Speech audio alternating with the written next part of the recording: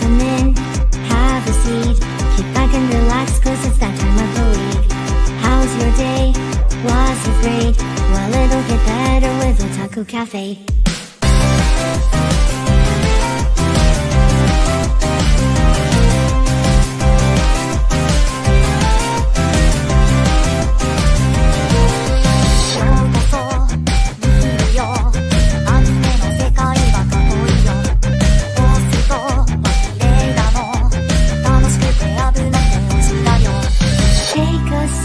Nostalgia, let the memories bloom.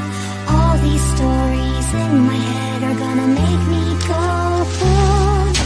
Kick back and relax, turn the volume to the max, bob your head until you're dead. Yeah.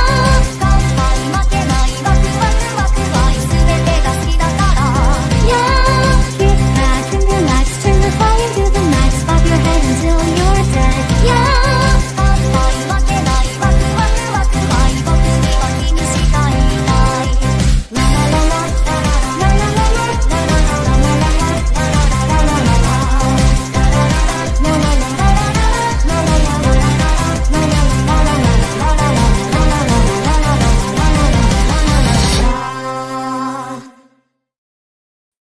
Konbanwa, friends, and welcome back to Otalku Cafe. We are halfway through the winter season. Valentine's Day is over. Everyone's going Super Saiyan. Super Saiyan 4, canon or not, who knows? Ethan's back again. Yeah! Oh! I should have came back blonde. That would have been perfect. That would have been perfect. That would have been perfect. The title, the background, all we Man, got. I'm gone for 5 weeks and I see this fucking ticker. What are we, MSNBC now? Yep. I found out this had it. It's like, you know what? I'm going to do it. And here we are. This is really fucking awesome. So they can follow us while we're live. That is so fucking cool. Yep. The shit I pick up on Dirt Sheet, I bring it here. That's fine and dandy. Use us as the second pig. That's fine. Yeah. But anyway, how are you? It's been a while for you. I've had a tumultuous 5 weeks, filled with enjoying life, suffering in life, and taking a small break from anime. There was about a 2-week stretch after when I first left the show, right after we did our premiere. I barely watched anime, and I was like, this feels good. And then the more we kept talking about it, the more I did watch stuff and keep up with what I did. And I was like, I missed the podcast. I can't be gone for that long. I can't let Chris take the number 2 spot from me. No, sir. Which thank you, Chris, for stepping in for 5 weeks. Much appreciated. You almost had to step in this week. We will see him again soon. Probably next week, realistically speaking. But it's the midway point, so no better opportunity to come through than halfway. Come in at halftime, as they say. Yeah. I'm doing good though. Otherwise, buddy, I'm doing good. Otherwise, hope you're well considering. No, I am. We had fun while you were gone. We had Jeff Goldblum here. He might come later. Who knows? Who knows? Who knows? He shows up whenever he is. But like I said, we're just gonna get to it. A few news. I know you got a lot to talk about. So boy. We do not want to waste any of that. I know we're on time limits now. Ugh. No, it helps. It helps. Ugh. But no, it'll be fine. It won't be too bad. But real quick, playing death games to put food on the table is coming out in January 2026. Probably not going to watch that one. Certain Scientific Railgun is getting a season 4. I know Chris is very happy about that. He loves that series. Subarashi. Yep, Subarashi indeed. Light novel, The Kept Man of the Princess Knight. It's getting a TV anime. Do we have a synopsis for that? We do! The Dungeon City is a wicked place filled with crime, debauchery, and death. Its one shining light is Arwen, the beautiful Crimson Princess Knight. She and her brave party of adventurers descend into a dungeon at the city's center, seeking a legendary treasure with the power to rebuild the princess's fallen kingdom. Many yearn to be by her side, but that spot is already taken by Matthew, a man despised by all in town as a cowardly weakling. Fuck you! But it's cooties, so it's not me. Everyone thinks he's a scum who just spends her hard-earned money on booze, women, and gambling. No one in the city, not Kind of even, a little bit of you. well, a little bit. There's a little bit in there. A little bit. Dirtbag, booze. Not even the Princess Knight knows what I am truly capable of. Let's. Maybe, yeah, that's you there I'm too. hiding my power. I'm like Sid. I just want to be in the back. You have to watch his show now just because the MC is Matt. We'll see. We'll think about it. Nah. A certain dark side's item is getting a TV anime. Is it about a big black dick? No. It's about in You missed me. in Academy City, where supernatural abilities are a part of everyday science, city's peace is upheld by an unseen force, the dark side. Among the covered operatives is Item, a 4-member elite unit with Riku Takisubo's tracking abilities, Frenda Sevelin's explosive expertise, Sai Kinohata's impenetrable defense, and Shizuri Mugi-ino's overwhelming power as one of the Academy City's 7 level 5 espers. They navigate the city's underbelly, taking on secret missions that never make the headlines. So, cute girls doing cute things. That's all I'm going to wrap it up. That's totally a Starman thing. Yep. Light novel, Even a Replica Can Fall in Love is again a TV anime. When she doesn't feel well, when there's a test, when she doesn't want to go to school, mood, I take her place. I'm her replica. I'm not meant for anything else, but that changed when I fell in love. I wear my hair up so the boy I fell for knows it's me. We skip school and promise to meet again tomorrow and every day after. I'm her replica. Everything about me is borrowed and emptied, but my heart is mine. So it's not sci-fi, it's a supernatural. So did she do a Kagebushi no Jutsu to Maybe. create a shadow clone? Man, you know how easy life would be if we could all do that. Yeah, if you just need a break from work, just do a shadow clone. Like, hey, go now go. Imagine, bro, you could send one person go to work, one person go get groceries, one person to go like hang out and get those life experiences. Because again, you're experiencing all of this. One person, another, one person is asleep. It's like osmosis. You're getting all of it at the same time, Right? And then you're just on the couch. Yeah, I mean, I would still be productive, but you're still hella productive. Exactly. Yeah. Let's see. The manga Married Woman's Lips Taste Like Canned Chuhai. It's getting a TV anime. So to me, that automatically reads a married woman's lips smells like or tastes like cheap. Well, I see her holding a Zero Strong can, so I guess it's gonna be like a VTuber. It's cheap booze. Clearly, it's cheap, but she gets drunk as fuck because she's unloved, or she's horny and unloved, or she is just whatever. She hates her husband. I don't know. It's all negative connotations. Well, let's see. All of it is all negative connotations. Tsuyoshi, a 22-year-old, third-year university student, spends his days juggling classes and his food delivery job with a can of Strong Zero always within reach. Living alone in a small apartment, his mundane routine takes an unexpected turn when he finds himself entangled with Yui Koriyama, a married woman he has admired since childhood. What begins as an innocent connection soon escalates into something far more intimate, blurring the lines between longing, desire, and morality. That sounds like a show I am 100% invested in. Yep.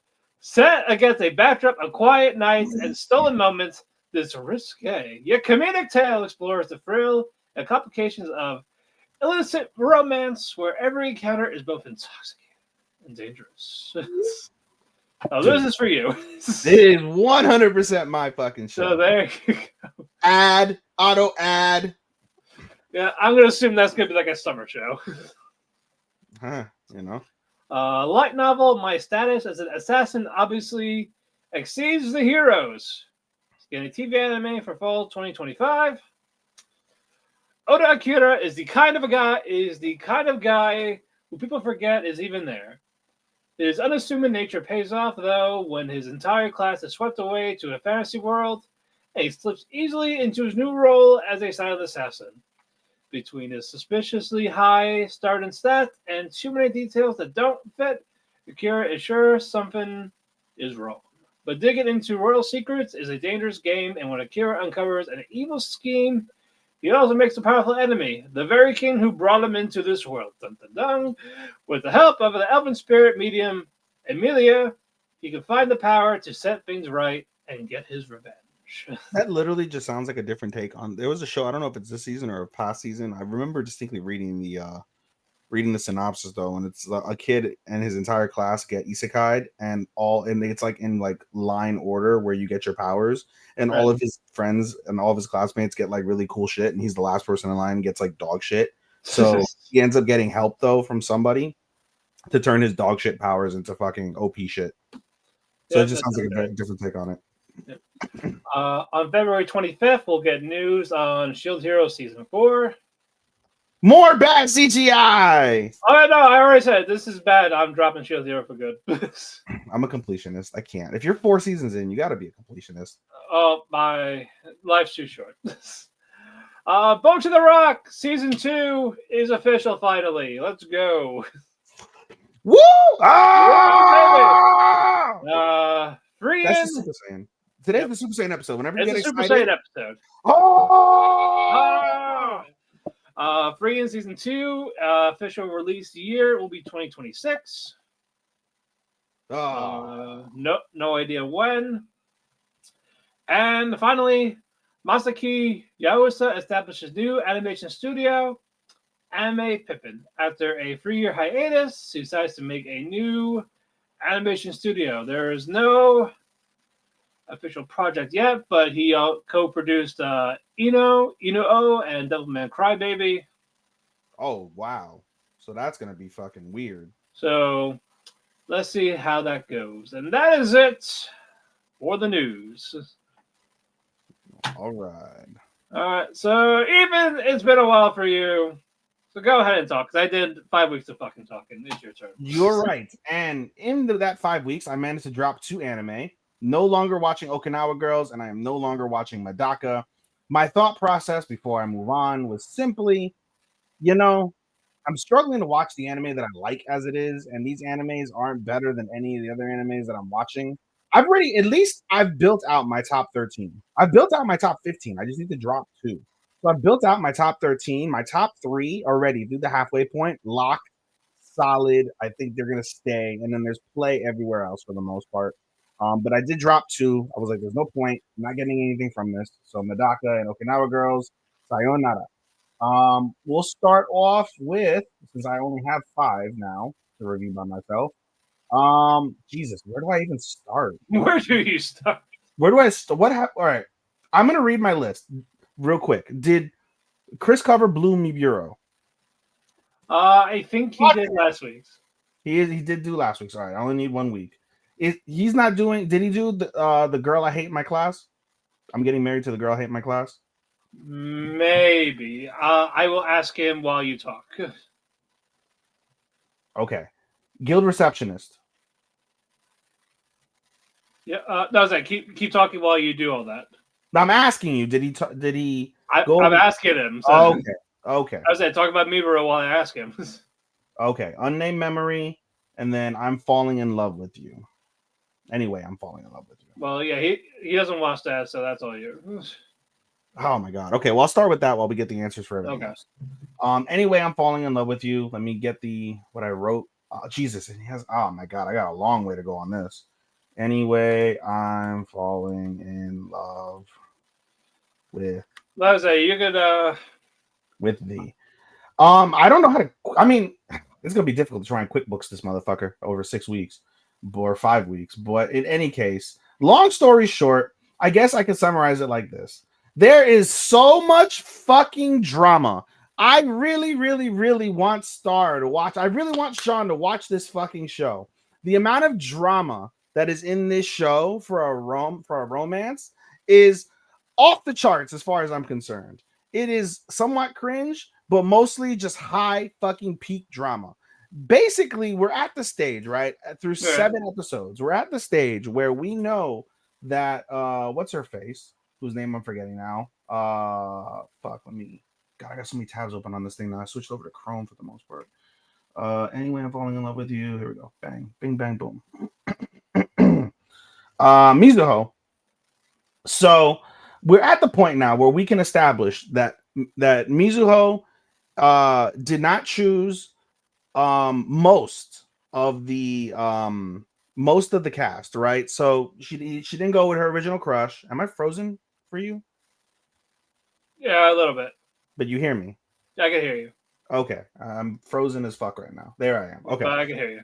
all right, there we go. I'm moving now. So yeah, so Mizuho did not get with her childhood crush, did not get with Iru, did not get with Shogo, and we found out in the last couple episodes she did not get with Shin. Now, at this point, it's been firmly established all of the boys look at her in a more than friend way. But at least for Shogo and Iru, right? Shugo and Iru, they are choosing the, I guess you can call it the high road when it comes to a best friendship. They don't want to break up the friendship. So as much as they like her, they won't break up the friendship. They're content being by her side because they don't want to ruin the dynamic. Meanwhile, Shin is head over heels for her, as we come to find out over the previous episodes.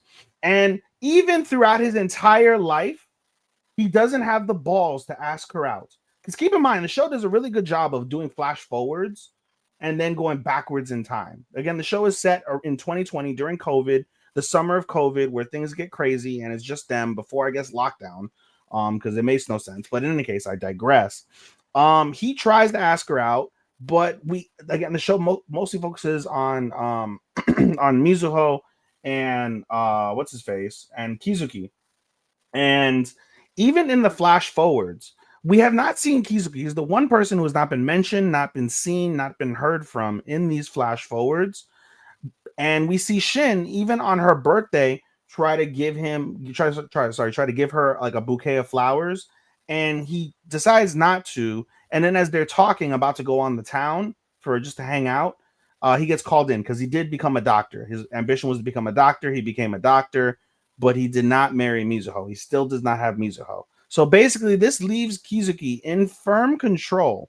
But I'm very curious to see where Kizuki really is, since he hasn't been mentioned in the flash forwards. Is he dead? Is he just constantly working and never there with Mizuho? Like, what is going on from that perspective? But the buildup through this process is nothing but drama. As the boys like her, Shin wants to make her move. They all feel things. Kizuki is really like being adamant and really pushing, sometimes in a cringe way, but oftentimes, very sincerely, very pushing towards getting Mizuho to like him. Mizuho no longer sees him, at least, as a best friend. Definitely sees him as, something a little bit more, something more romantically involved. She gets nervous. She's scared to be around him, not in a crazy, creepy way, but just, those type of things. So, yeah, the drama here, high, super high. Just to categorize the last episode, oh, I will say that another thing that leads to my deduction of Kizuki is at the beginning of the episode during the flash forward after Shin leaves, Mizuho looks at the sky and asks Kizuki, like hypothetically in her mind, if he has any regrets over that summer. And then basically just she goes to people's houses and things of that nature, sleeping over because her dad is on a business trip and isn't around, so she stays with the boys or whatever. And basically the episode ends with Kizuki attempting to confess, and Mizuho's like, nope, not doing this, and she runs off to go get ice cream but forgets her wallet. And then we get the introduction, which is another interesting development. We get the introduction of Shugo's older brother, who's back from college. So he's at least got to be like 2, maybe 3 years older than Mizuho. And basically, there's a flirtatious moment between them to end the episode. So more drama, more boys, more people interested in Mizuho and her love life. It is batshit wild. What did Chris say? He did not write back. Fucking brilliant. Okay, Yeah, I guess he busy at work. let's do the latest episodes. You'll be fine. All right, I'm just gonna cliff notes the rest of these bitches. Yeah. We'll move on to Blue Me Bureau. I know he does cover that. Give me a second to come up with Blue Me Bureau. Basically, Blue Me Bureau is pretty solid at this stage. They're in a where the hell is it? Here we go. Blue Me Bureau.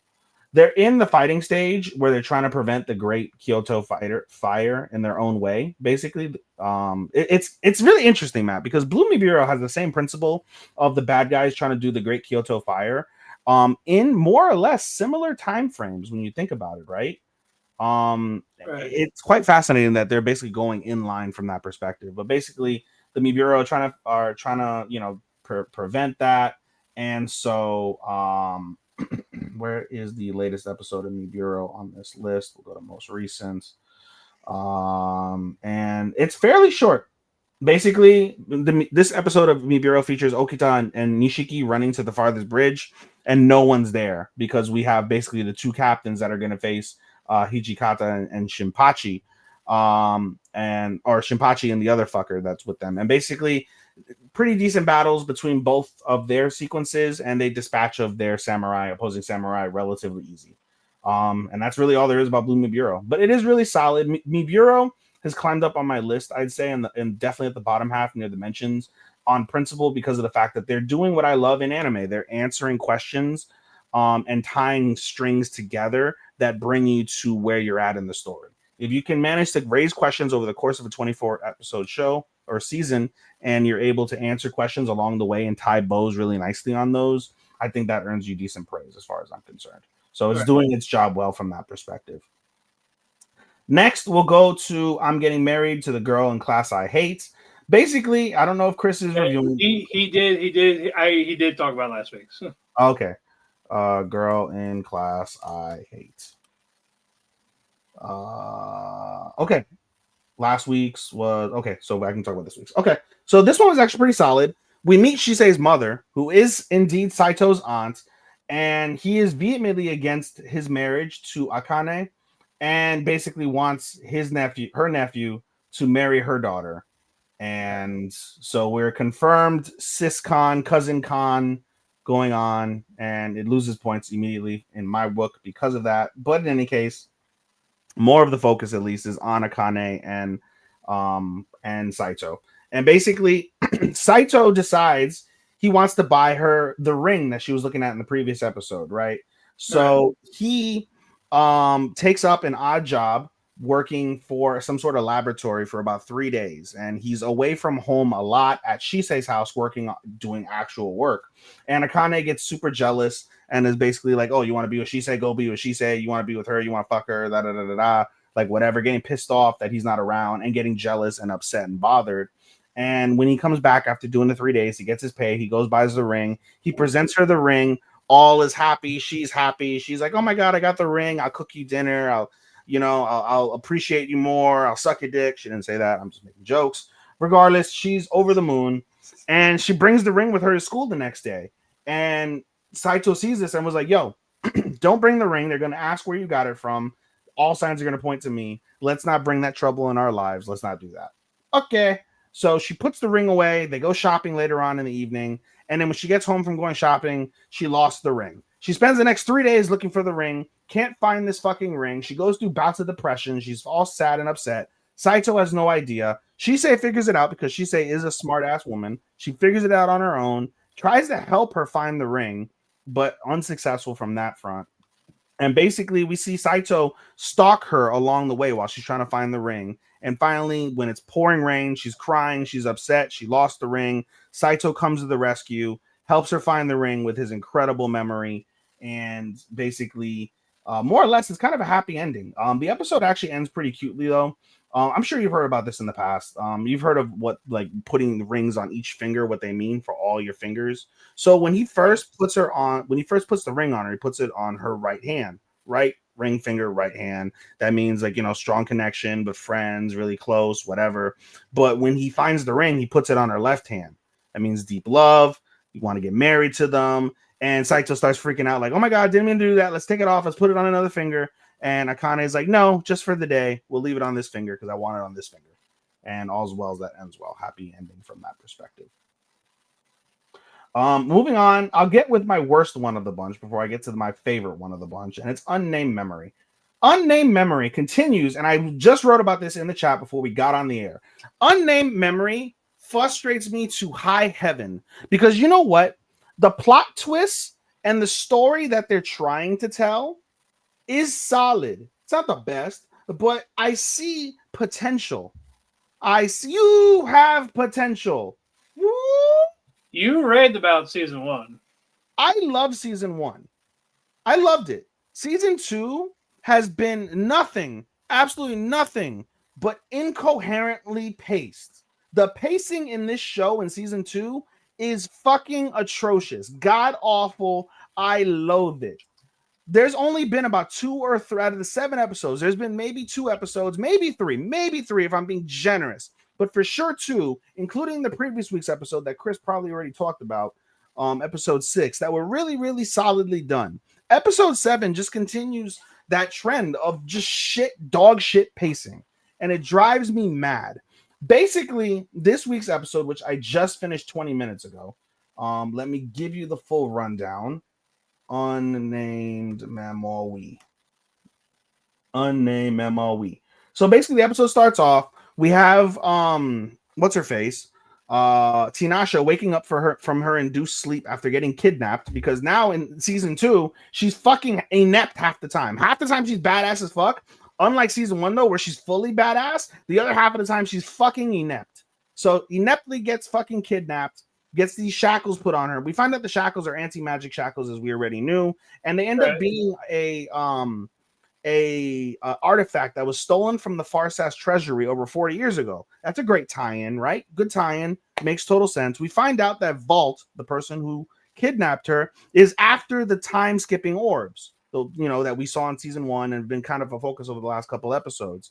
He doesn't go into what he's going to do yet, but as he's talking to Tinasha, about to tell her what his plans are, his thoughts on the orbs, what he knows, Oscar magically finds her. Now, there's no build-up, and this is what I hate with the pace. There's no build-up. There's no, we can't find her. I sense her. She might be here. No, they're talking. They're having a casual conversation. Good guy, bad guy. And then the hero comes, saves her ass like nothing. Was like, okay, let's go home. Okay, they go home. What? That pissed me off. So then they get back to the castle. Tinasha briefs him on what happened, tells Oscar what's up. Oscar's like, okay, good to know. We'll figure it out. We'll go from there. And then he starts making out with Tinasha. And then his assistant comes, is like, is this a bad time? Oscar's like, you fucking think it's a bad time? So he goes over and he's like, why did you summon me? And he's like, this woman wants to see you. Who's the woman? I don't know. So they go into the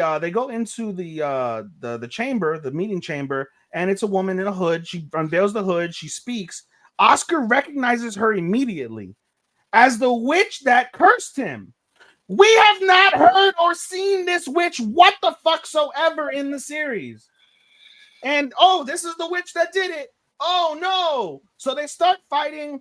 It's a really shitty battle. They start fighting. He's got her on the back foot. He's about to slice this bitch's throat. And his father busts in the room and said, no, don't kill that woman. That woman is your grandmother. What in the R. Kelly trapped in the closet bullshit? I am my own grandfather.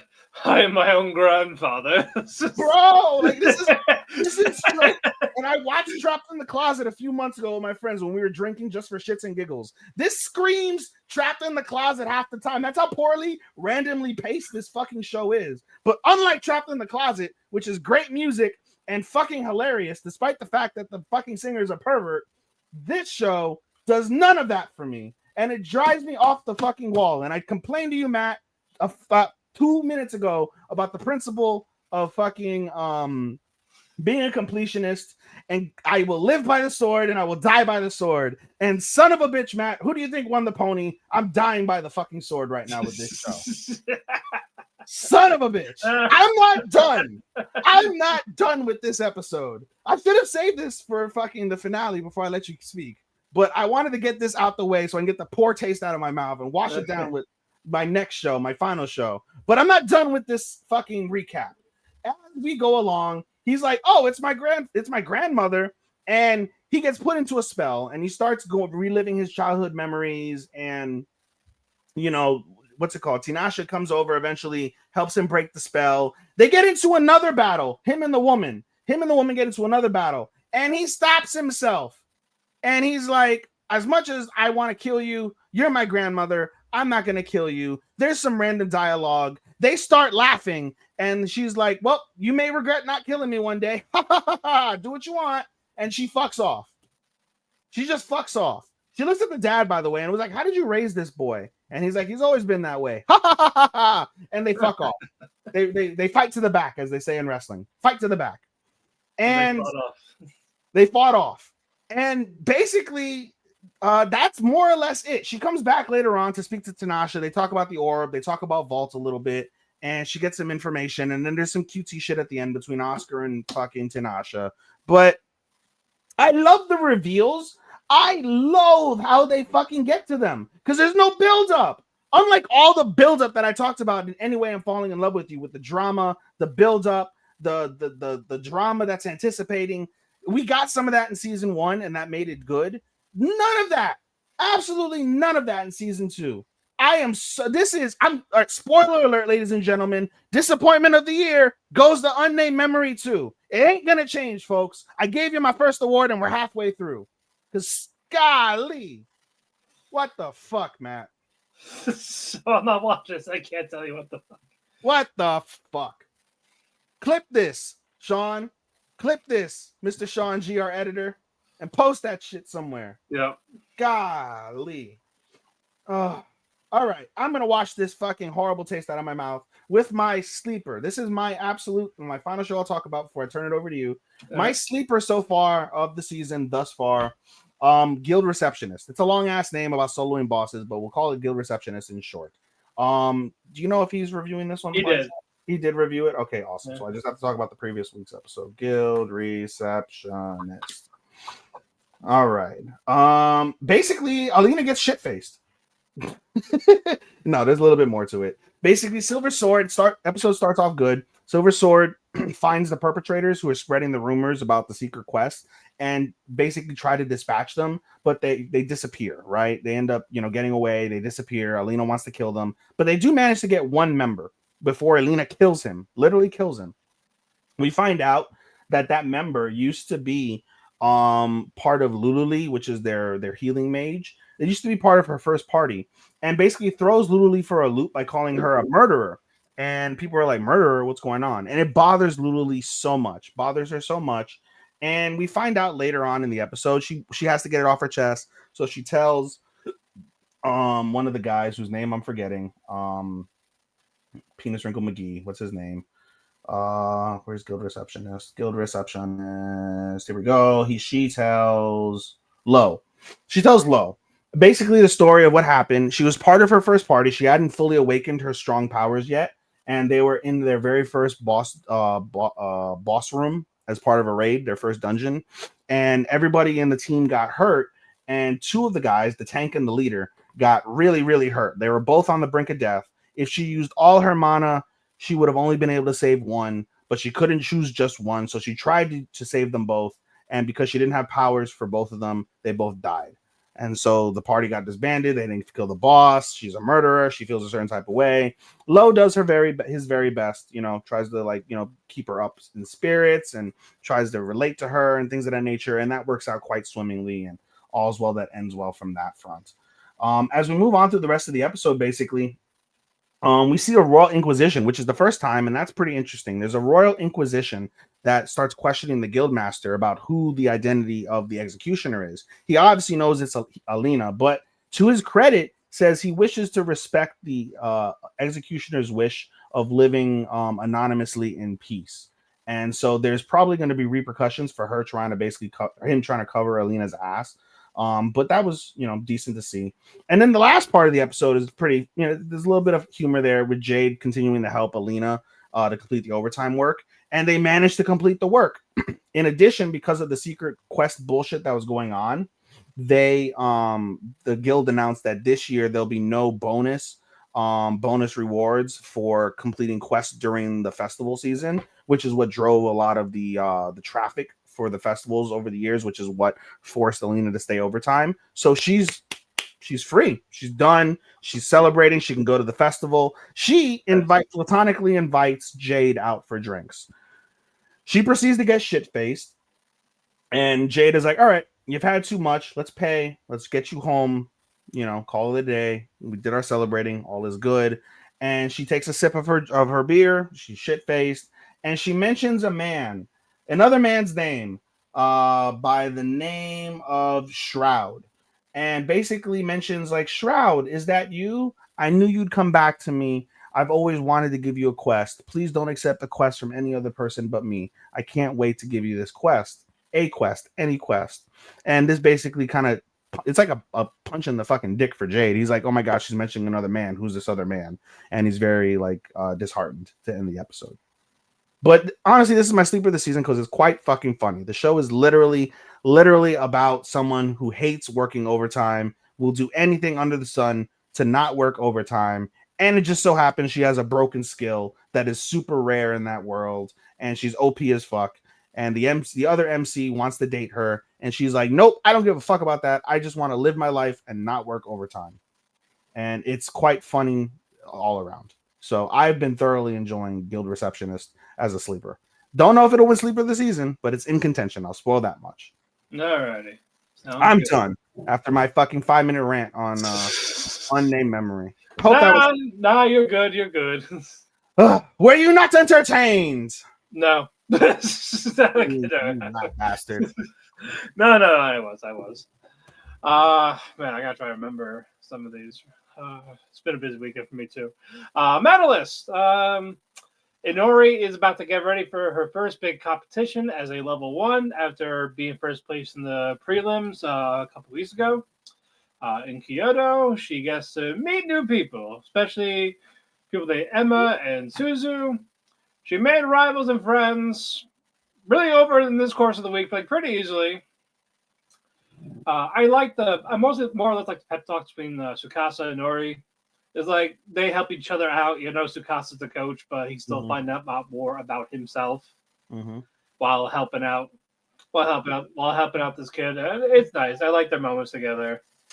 Inori was able to master the double loop. And, I thought we were going to end the episode on a happy note. But Psych!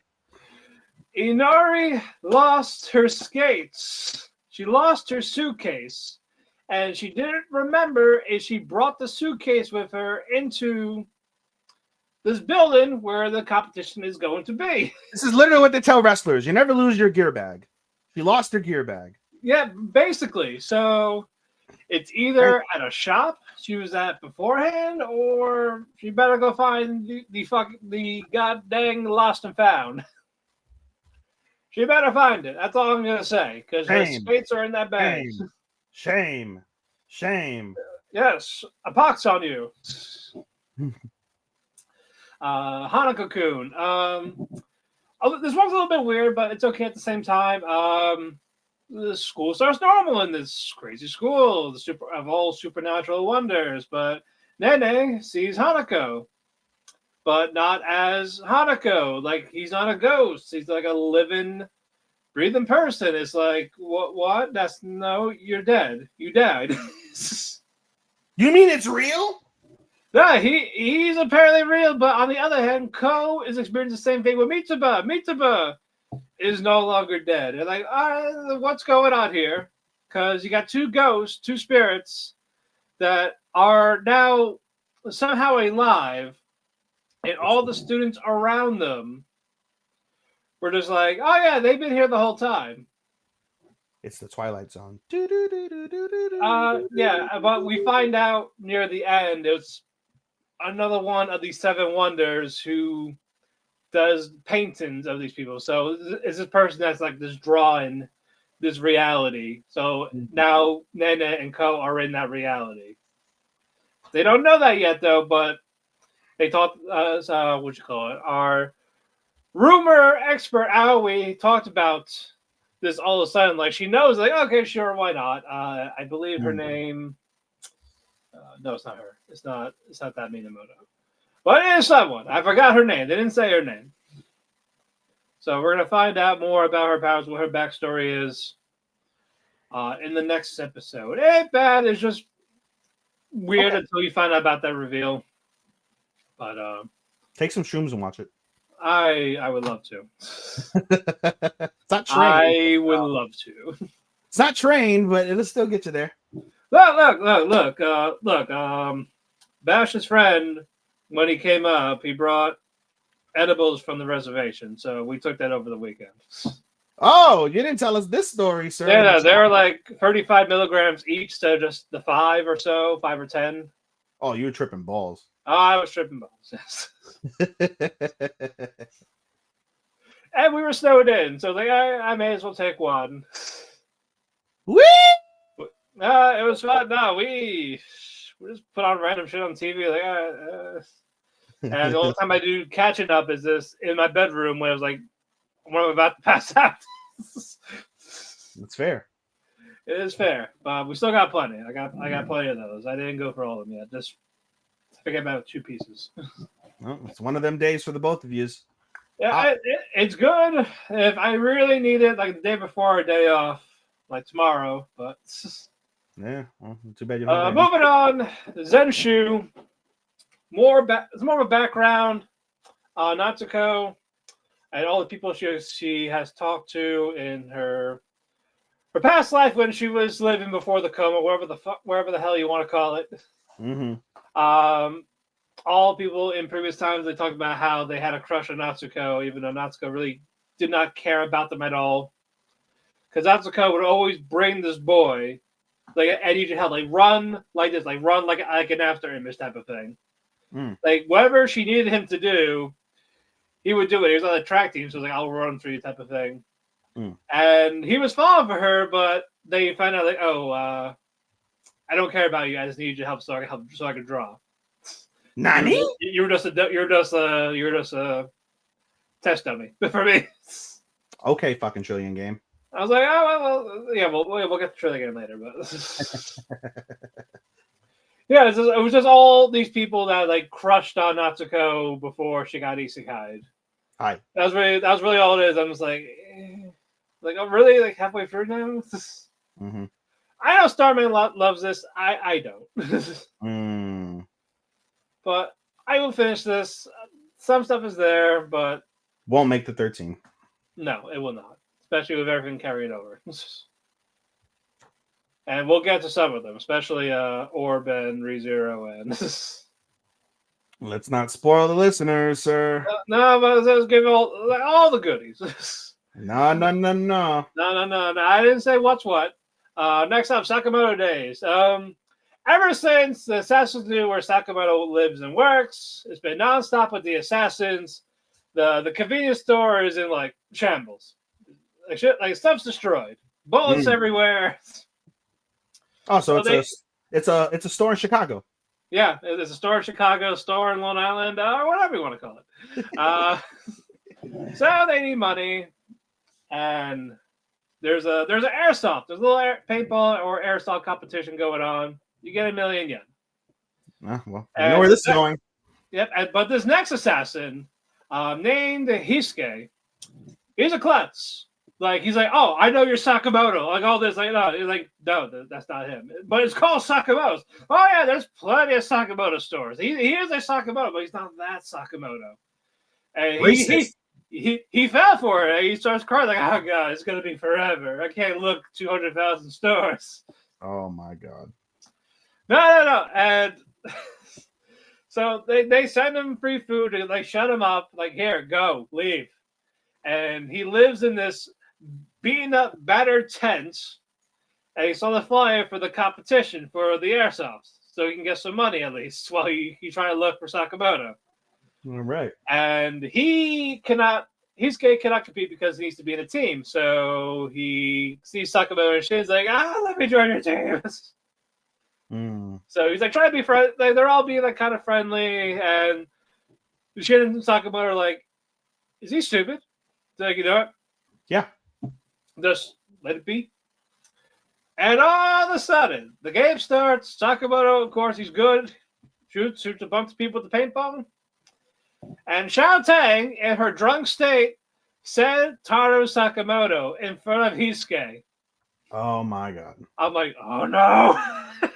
Good fucking job. And he's like, what she say? No, it's different. Like, and it turns out Hisuke is a really damn good sniper. Ooh. And his bullets have like a special ricochet thing on it too. Oh boy. So even if it does miss, it will bounce to hit them. Broken as fuck. It was. I'm like, holy shit. Broken as fuck. So, so it even got part of Taro's head shot off. Damn. Was like trying to deflect it. It was like, well, we should run. Nigeru! Yep. And we get a little more on Hisuke's backstory. Like, yeah, he found that was the only thing he was good at is sniping. Nothing else. He can't even use a knife. What kind of assassin cannot use a knife? Bad one. Yeah, but Shane was able to distract him. Sakamoto threw this friggin' pebble at his gun to basically cut his gun in half. This giant broken rifle.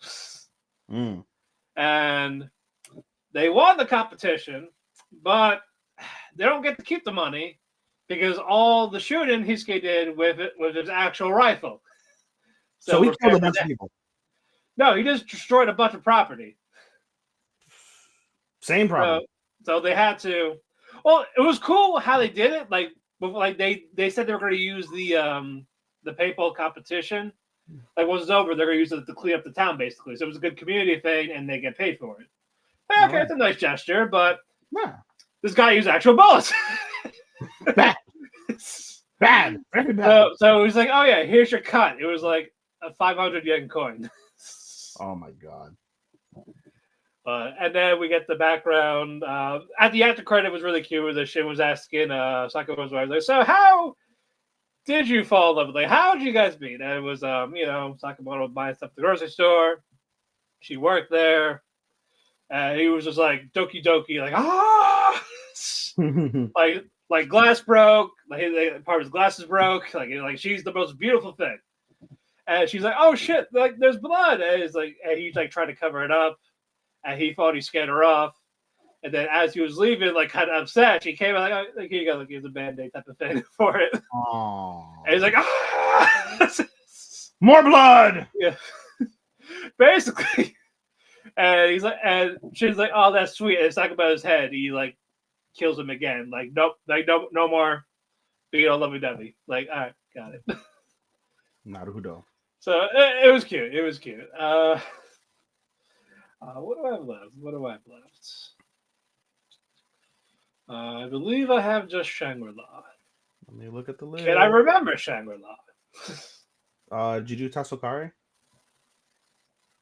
Oh shit, no, I did not. Can I remember Tasukare? Momentary Lily. I dropped that one. Okay, I don't know. Yeah. That was gone. I after episode 3, that was it. And Chris has been covering it for me. And he's like, "I'm glad you." He's like, "No, you're not missing much. You did the right thing dropping it." What did you add? I didn't add anything. I thought you added. Something. I'm not going to add anything till the end. All right, and you did link click. Yeah, that's done. Okay. Yeah, the show ended a couple weeks ago. Okay. See, that's I checked out that one. Yeah, that one I gave 3 3/4. Oh, cool, nice. Yeah. Okay. Yeah. Zenshu, Sakamoto. Yeah, I'm drawing blank on Tasukare, so I'm gonna skip that. All right. I'm like, man, I don't remember. So that's gonna be a rewatch maybe. All right. And then I'll get to. With Shangri-La, we're still at the pirate ship. I called the Davy Jones locker last week. Sunrock can face off against the boss of the Crying Innsman, a formidable enemy. But we found our next unique monster, which is the Kraken.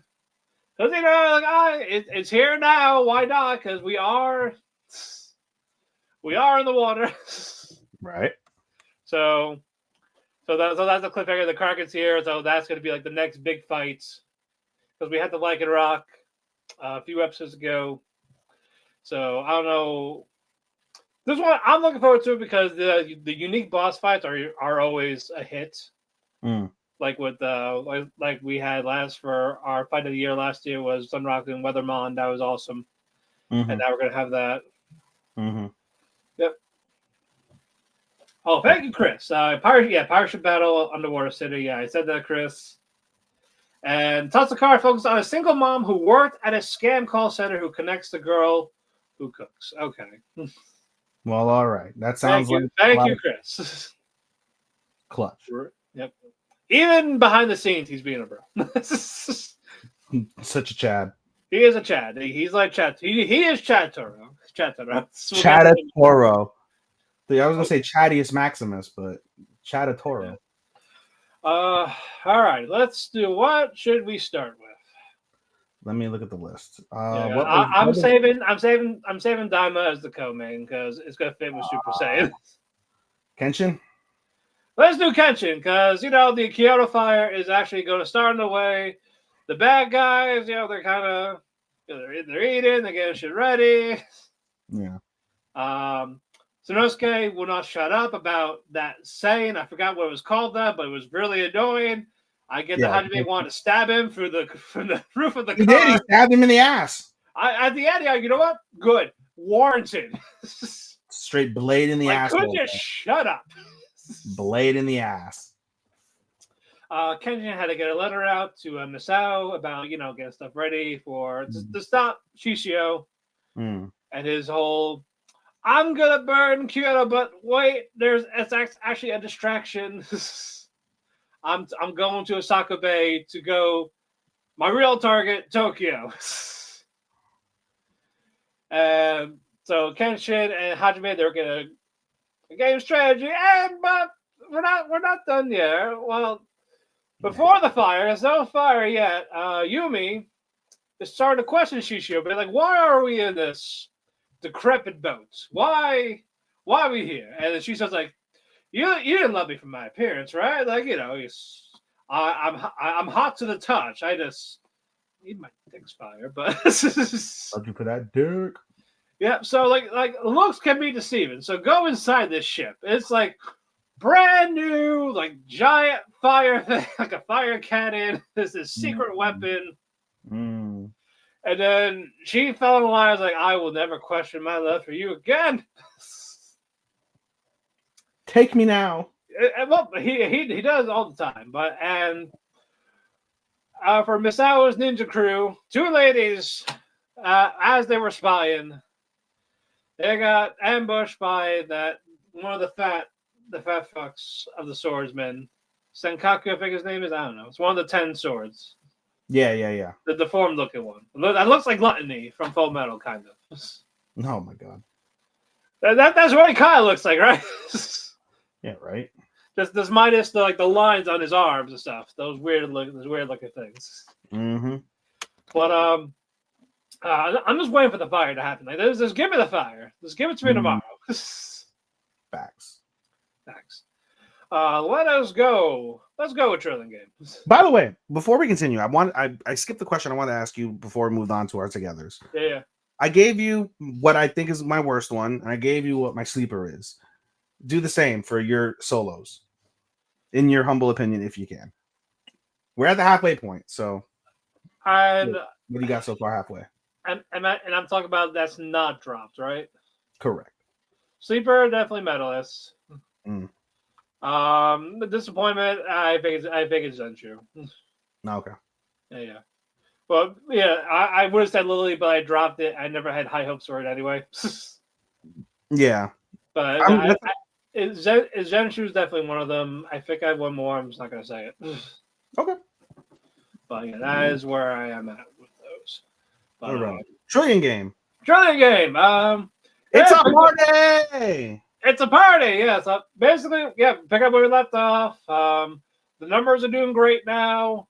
They don't have the million yet, so they're not going to make a profit quite yet.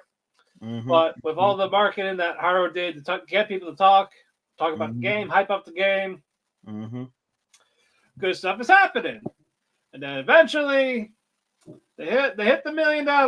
They're happy. They're partying on the boats. even Haru shows up. I thought, like, what's he gonna say to Gaku? They just high five each other. Like, oh yeah, like good. I know you were pissed at me, but we're cool now. Yep. Best Yeah. friends forever. Yeah, here's the drones. It's like it was 50 million or so. I mean, the drones were fucking lit. No, the drones are cool. Literally, they're celebrating that they made 5 billion yen off the game. it's a lot. No, it is a lot. And now they got to talk about prices, salaries. Sakura's old crew were like, oh, I can't believe you're still working with that losers. Which, by the way, you skipped over the fact that Gaku is not homeless. Yeah, he's homeless because not because he couldn't pay, just he hasn't been home. He hasn't been home, and he actually is broke as a joke because he hasn't been taking a pay. He hasn't been getting paid. So all the money has been going to the company. So he is homeless. Yeah, and then so Raven's like, let's get you paid. Like, come on, right? Like, get a salary. This is something. Get a roof over your head. Yeah, not our roof. Yeah, but well, that's later. But yeah. But no, what you call it? That when Sakura got a bonus for the games, like, you know what? Just give my extra to my crew. Split it amongst us four. They're the only three that stuck with me through all the times they deserve. Yeah, even though the people that are assholes are at Dragon Bank and like, oh wow, I guess we're kicking ourselves. No, because they were like, well, fucking, he's paying us now. He's making up for the times he didn't get paid. They didn't get paid.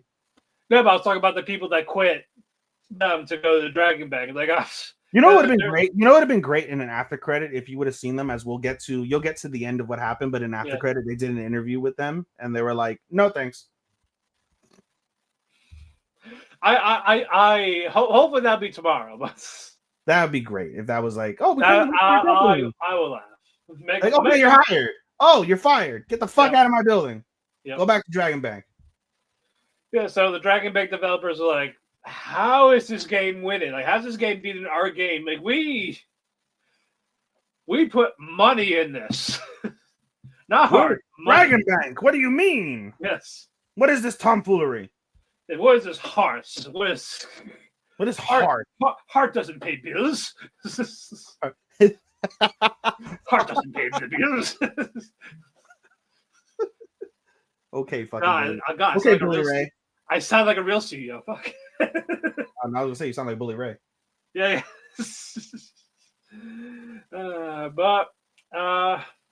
So as they're going over the salary, oh yeah, it's not a lot. So Howard's like, let's give everyone a raise. Like, what do you mean? Like, we don't have to pay. Oh, we do now, but also Gaku, you know the salary of everyone at Dragon Bank, don't you?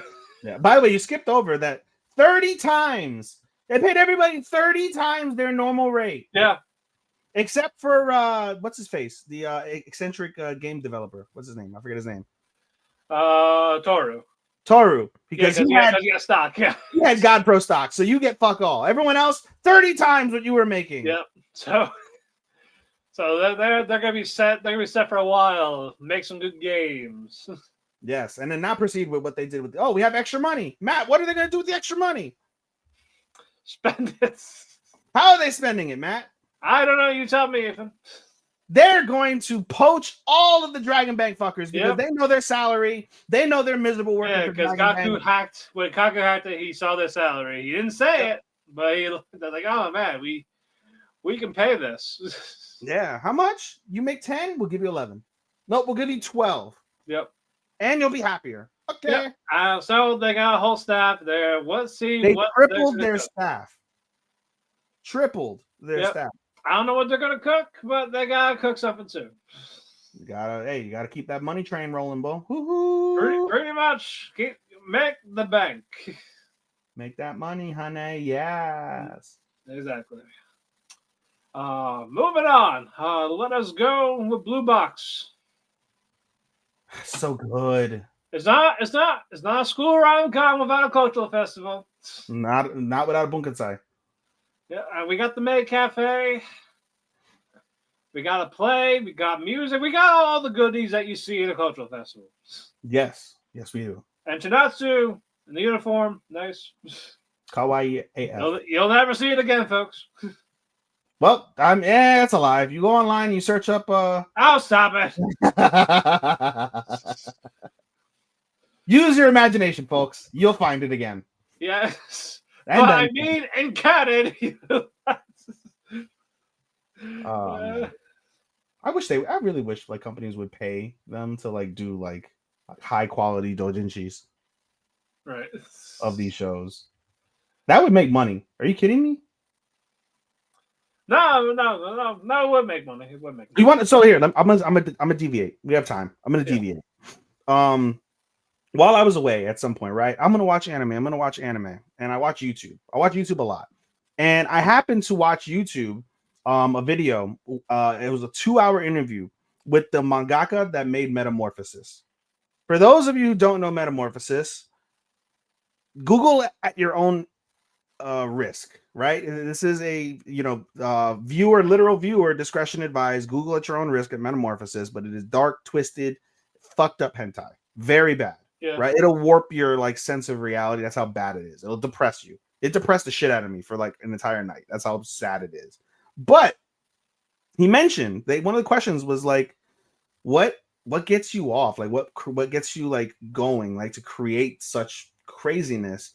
And he's like, I watch a show and I think, oh, this is cute. Oh, the girls are cute. He's like, but you know what would make it better? If they were fucking. And so that's what I draw, And he said his very first, by the way, you want to know how sick he is? The first hentai mangaka he ever drew, his first doujinshi, was a spinoff of Planet of the Apes. Okay. And so everyone's laughing. They're like, oh, let's watch Planet of the Apes. You know what make this better? Apes fucking. And everyone's just dying laughing. But in any case, there's still the principle of like, what I was saying is if you take like you see it all the time, your My Dress Up Darlings, your Nagatoros, you see plenty of those types, right? Mm-hmm. And those are merely people that were like, oh, well, you know what make this better? Sex. There's actually, and I'll tell you what, one more deviation. I forget, Imaizumi-kun. For those, look up Imaizumi, right? I don't know if you've seen this, Matt. It's 2 layers. Originally, it started as a hentai, and it's a great hentai. And it evolved, not devolved, evolved into a full safe for work, like legitimate romance. It's a harem, of course. But it's a legitimate. Okay, I see it now. Yeah. So if you want to watch the hentai, there's 4 episodes of hentai, and basically the actual safe for work, like romance, like manga, basically goes about their day to day outside of them having sex and how they legitimately develop feelings, how they interact. It's one of the best. I kid you not. It's a really solid love story, and outside of the crazy harem etchiness, right? It's really, really good. I would love if they actually did, like, it's out there. They won't do it because the hentai is out there, but I would absolutely love if they made a legitimate Imaizumi-kun like anime. That would kill. That would kill. And that is literally the definition of, what would make this better? Sex. Rant over. Anyway, we'll move on. Blue Box. Great episode. Yeah, also while Junatsu, nice in the maid outfit. Hina, Snow White, well, nice, but I like how we had a nice little concert date with Junatsu and Taiki. Yep. So I know Hina confessed, but whenever Junatsu tries to say anything, I want to know what was said. That was a great cliffhanger. I would love to know. Probably like, I want to spend time together or something like that. I want to get closer to you. I want to know you better. Something along those lines. But it was adorable, and I was like, I was dying to know what was said. Like I was thinking when they did the flashback, or I feel like we will see it. Like, we will find out. It'll come into play at some point. Yeah, I think so. I hope so. But it's not. Of course, what has to happen? What could go wrong? What could go wrong here?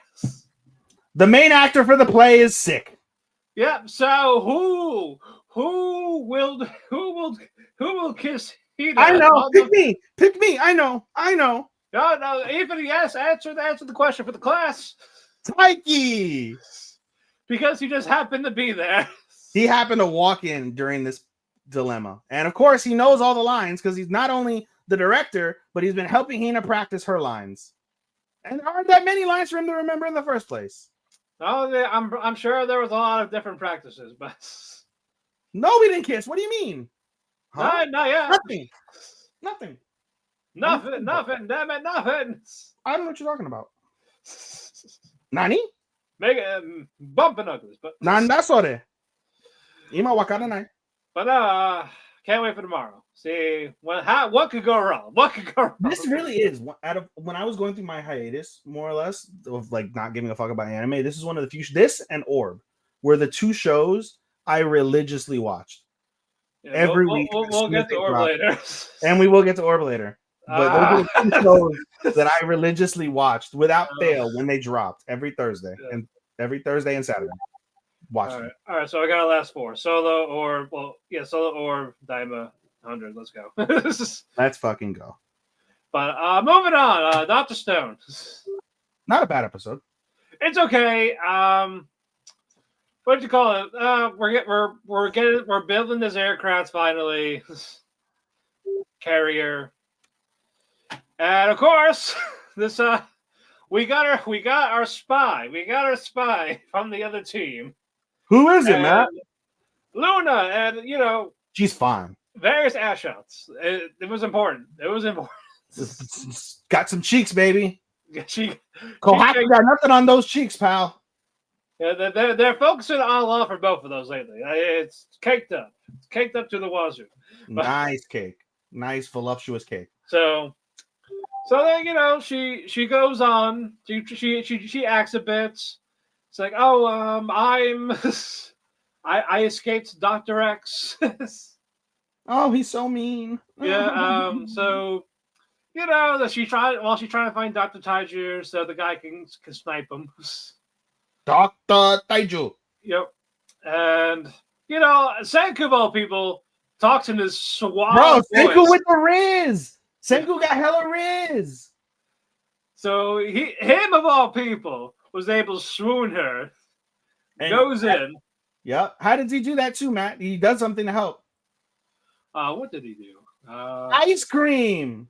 Oh, no, that's later, but yeah, but he gets her on the ship, and Ryusei is talking. He's like, she's totally a spy. It's like, oh yeah, she's totally a spy. Totally, but but we'll get her to crack first.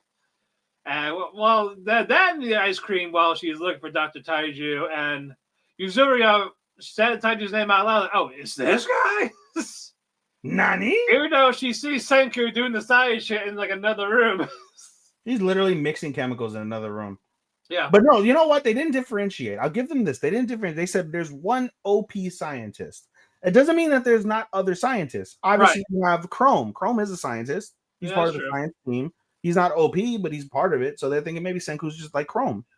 So not totally off so far in that depiction. Sir. Also, I also like Stanley's design. Who? Stanley, the sniper with the armor, the cigarette. Why? Because he looks like a JoJo character?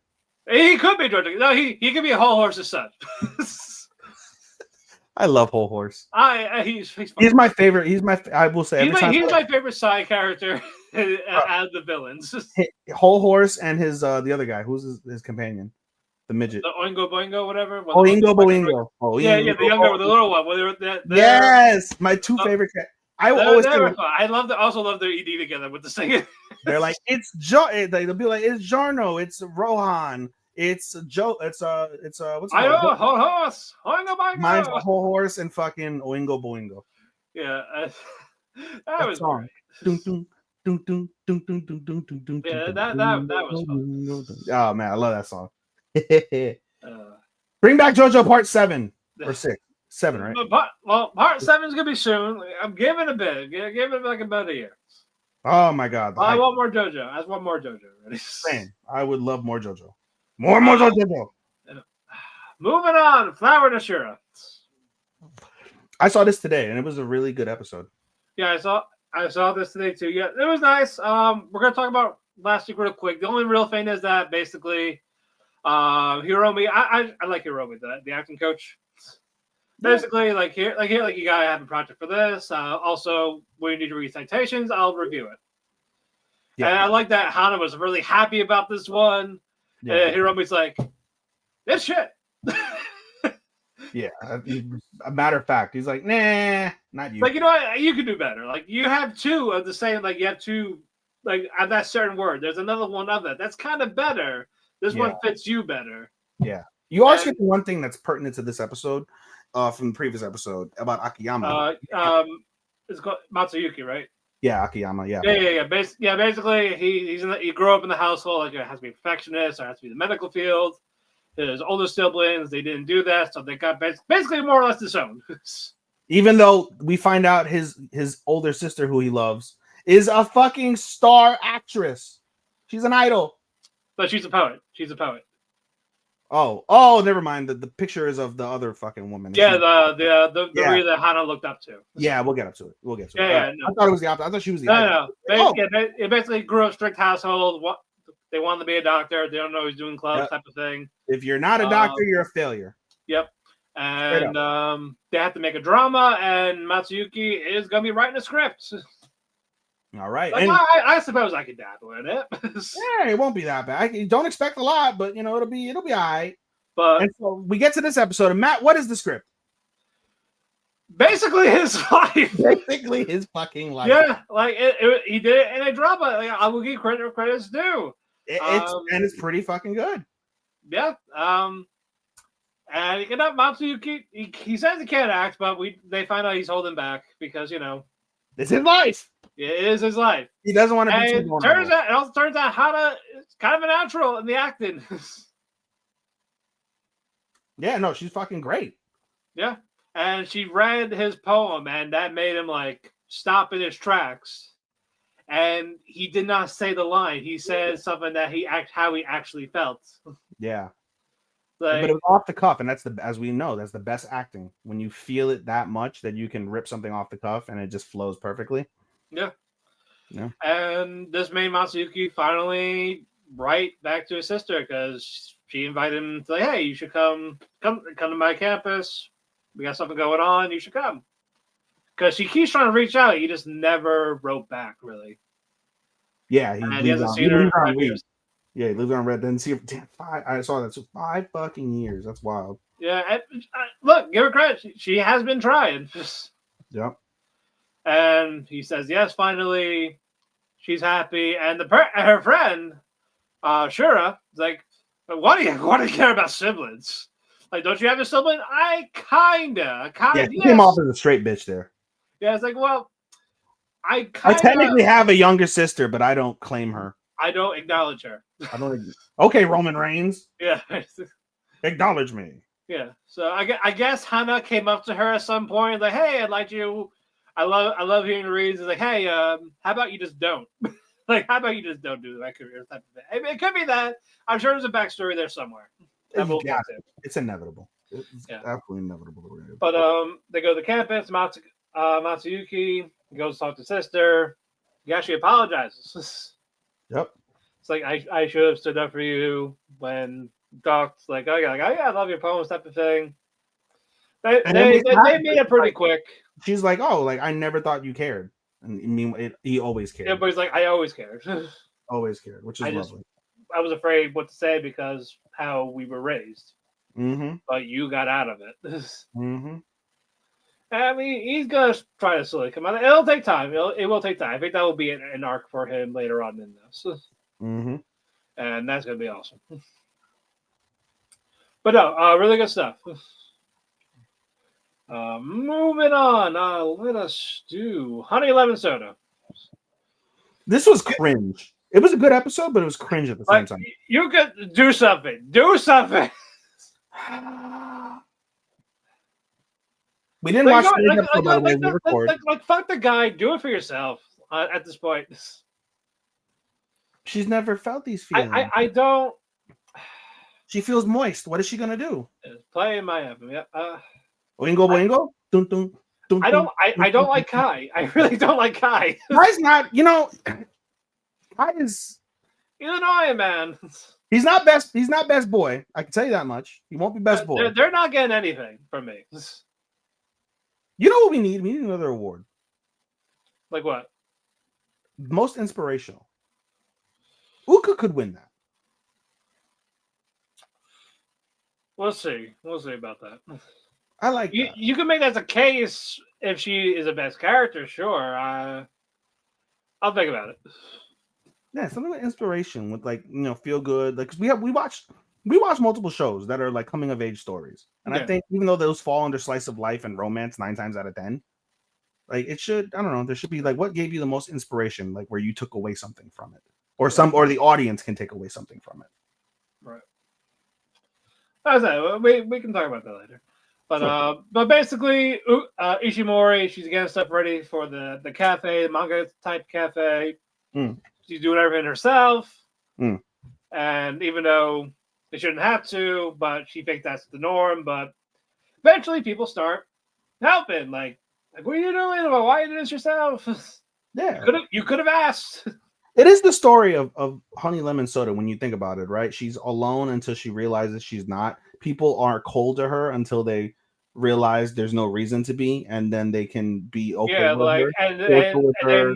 and then they're like, okay, why were people mean to her? It's a class full of normies, and Yeah, them coming to it works both ways. Uka learning to be normal, quote unquote, yeah, and the normies, learning to accept another person as just another person and not yeah, someone who's different or whatever the case would be, as best as they can, with both ways. right. But they got the stuff ready. They got a little menu, really nice.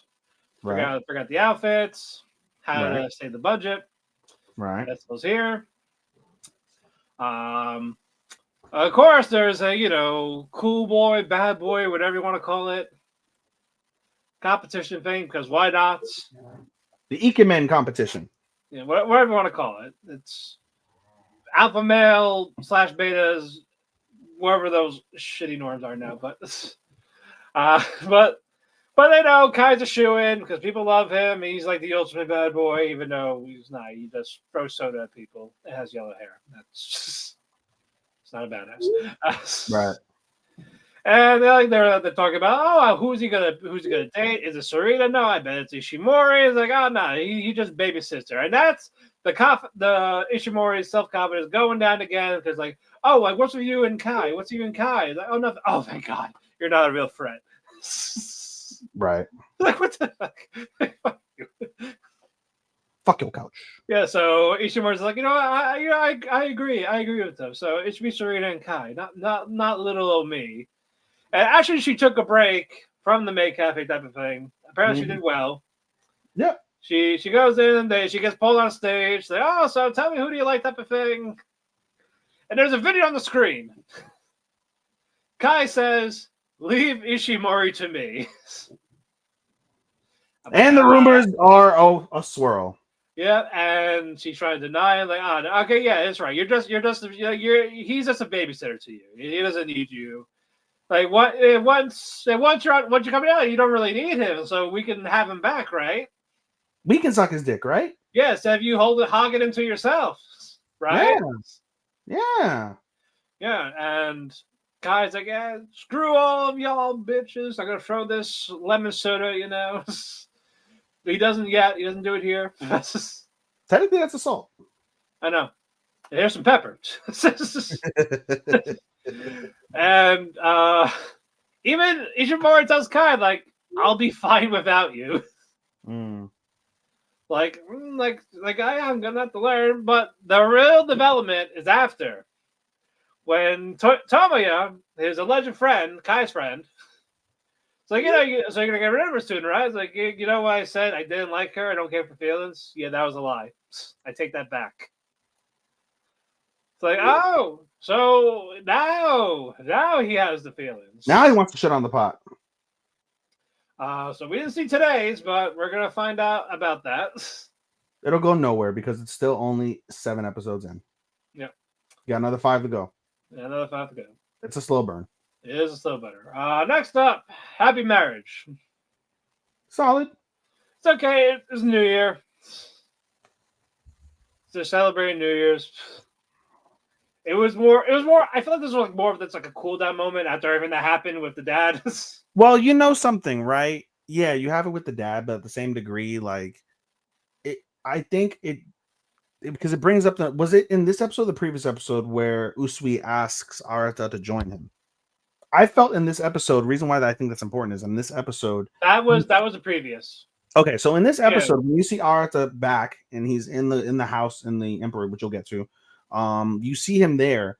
He acts to me different than how he normally acts. He's upbeat in an unnatural way, and he's totally gonna play traitor.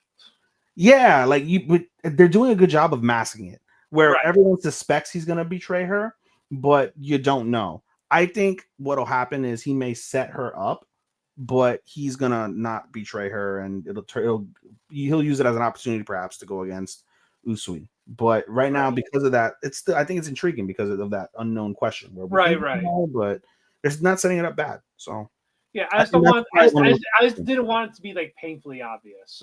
Yeah, I think that's probably the most important takeaway. I mean, we'll go over the little tiny details before we move on, but yeah. I think that's the most important takeaway as far as I'm concerned. This episode is that that hint, that baseline, that subtle baseline that they're trying to lay down. Like I said, other than that, we got some nice moments. Mia's doing like celebrating the New Year. Kyoko, even she's trying to be charming with I made my wish. Yeah. Like you shut up.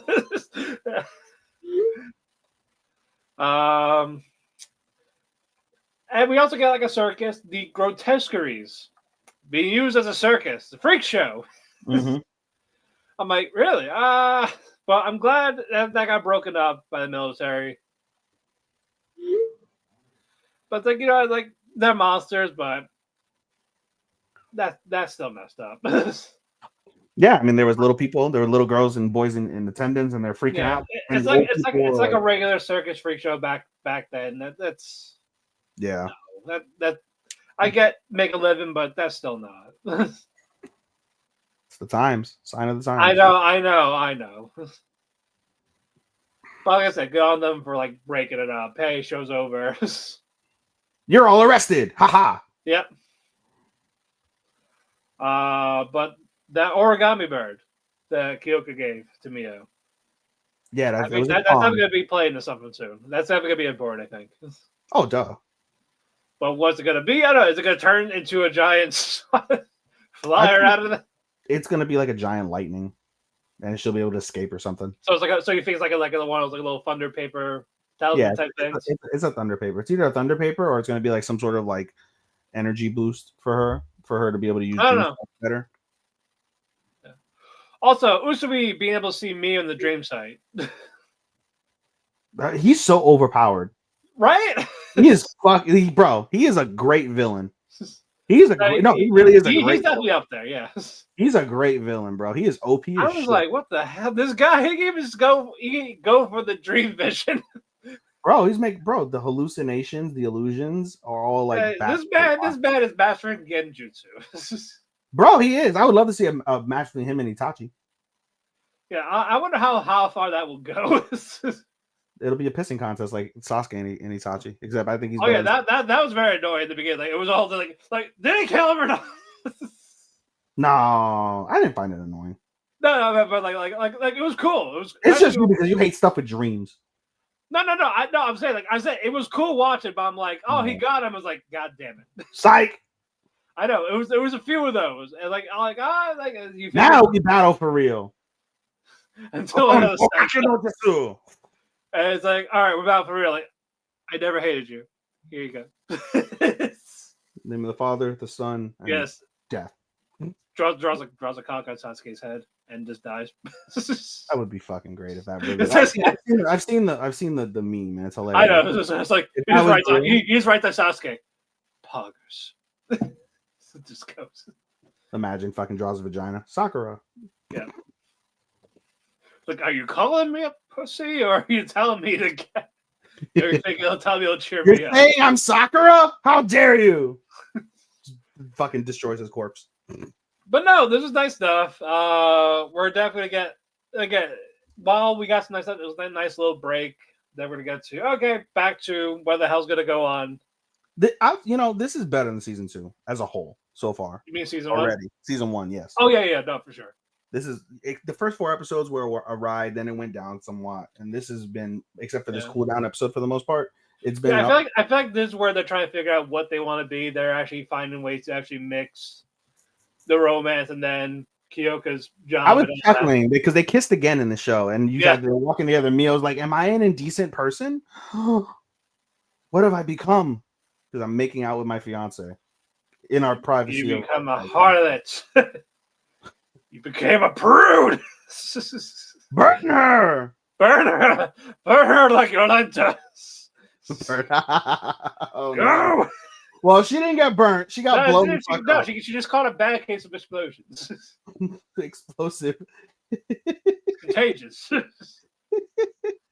Oh God! I wish did you close that? Did you close that week with the explosion, or did you close with something else that week when she just blew? No, well, that was a co-main. I did that as a co-main. You did it as a co-main? Okay. Yeah. But no. Talk about an explosive end. That would have been an explosive finale right there. Hey yo. But moving on, Apothecary, some satisfying stuff. I love this episode. I'm loving this season. That was a really good season. I'm loving this. But Starman had to drop it. Fuck. Anyway, there's another sickness going on. And it's someone from the Crystal Pavilion. But is it because of what you call it? Someone from the clinic says, "Hey, I need to talk to Mao Mao. Mm-hmm. I know you make medicine. I'm not gonna write you out. I actually want your help. I need you to make medicine for this sick woman." Yep, I've been trying to get to her. I'm not allowed to.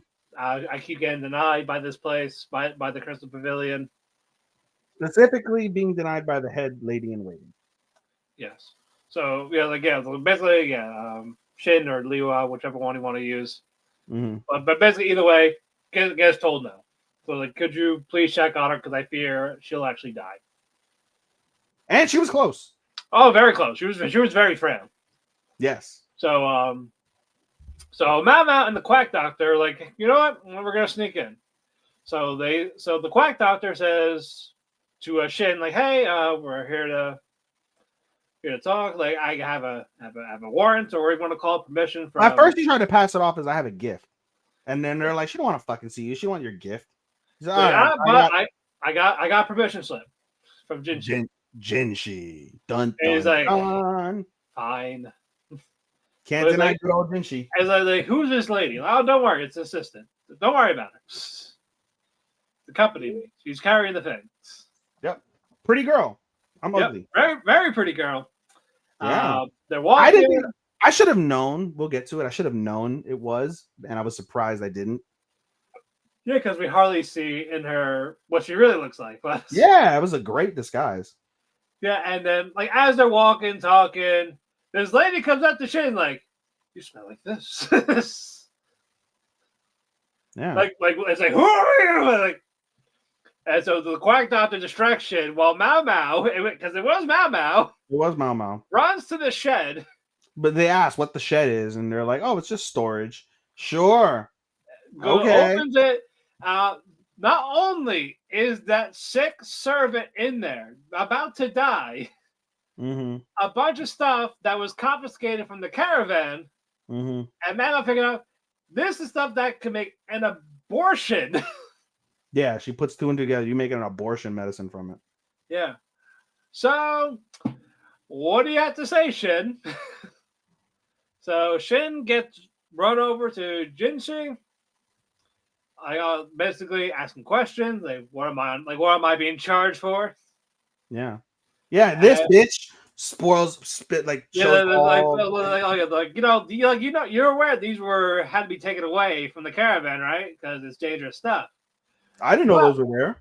No, I didn't know. When we found out that you bought them. Yeah.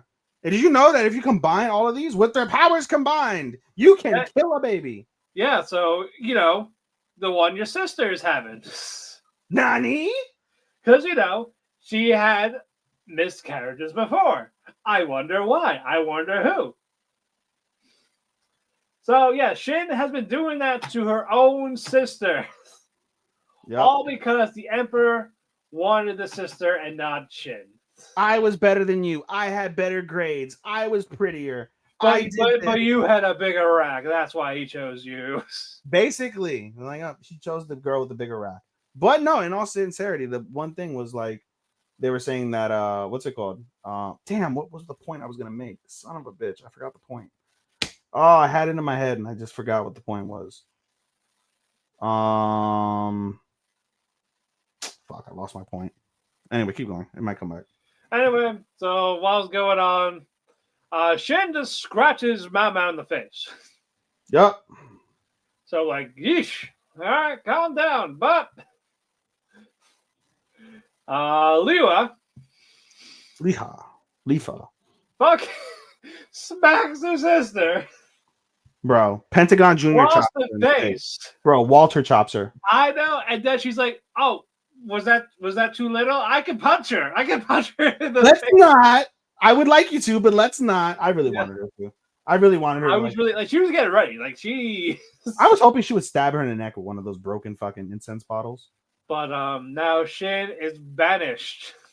Rather than turn her in, because basically they can point her to attempted murder and full murder with the and negligence of the servant. Yeah, so they chose the latter of the three and banished her from the from the so palace. she can never be in the Crystal Valley. She'll never see her sister. She'll never see the Emperor. None of that again. Yep, she is a commoner. Yep. So Liuha is having a nice moment with the Emperor. It's like, oh, like so, like who helped you? Like, oh yeah, the Mao Mao girl. He's just like, The apothecary again, huh? I see. Is everything okay? Yeah. Don't worry about it. So I'm like, oh god, don't get in trouble. Like, don't get in trouble. I'm hoping the Emperor's not a fucking dick. Like she has helped him quite a bit. Bro, she's helping you have kids. That's what Emperor does. Has kids and makes decrees. That's it. That's all you do. And But then remember what I said in season 1, Matt. Remember, they foreshadowed. I think they foreshadowed Mao Mao's death for something related to like treason or a crime. It's all. It's still all building toward that. So we'll see. Mao Mao's doing such incredible stuff behind the shadows that very slowly but surely it's popping out. More people know about her. More important people know about her. Right. She now has a dark secret that she's a doctor that can make medicine, even though she has a vagina. Oh no, God forbid. Yeah, only doctors can make medicine. Anyone else? Nope, that's punishable. Nope. So, but no, good stuff. Satisfying slap. Wish it was more. Yep. Moving on, ReZero. That kiss though. Yeah, that kiss. We'll get to that, but yeah, this took a year and a half to produce this episode. And the opening fucking 90 seconds was all worth it. Yeah, it was all worth it, Matt. Yeah, we got Priscilla, we got the songstress, we got the crazy lady. We got everybody. Everybody's fighting everybody. We're in full heat in ReZero. So this crazy lady was able to talk to the songstress to make her go in her trance. Yeah. And it's like, Priscilla, why are we fighting her? Like, we can talk. It's a love. And then Priscilla's like, all right, I had enough. So grabs her and kissed her. Bro, full tongue. You see the tongue? It's wet. Yeah, it's like, and then she's like, oh my, is this actually love? It's like, no. No.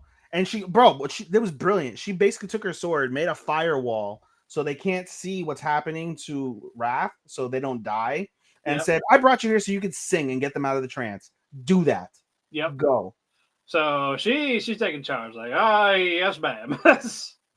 Oh, I would do anything. She gave me that kiss. Oh, yeah, exactly. Tell you what, boy. While that is happening, Lust is seeing Felix. Like, hey, I'm gonna kill you. She snuck in through Crush. Yeah. Which is wild.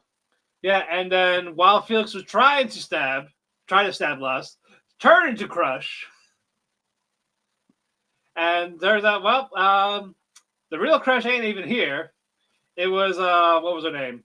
Anastasia. Anastasia. So sent sent Lust all the way to underground. And who was there to meet her, Matt? Alice! Al. I like Alice. He was good. He's questionable for me. I feel like he's gonna turn.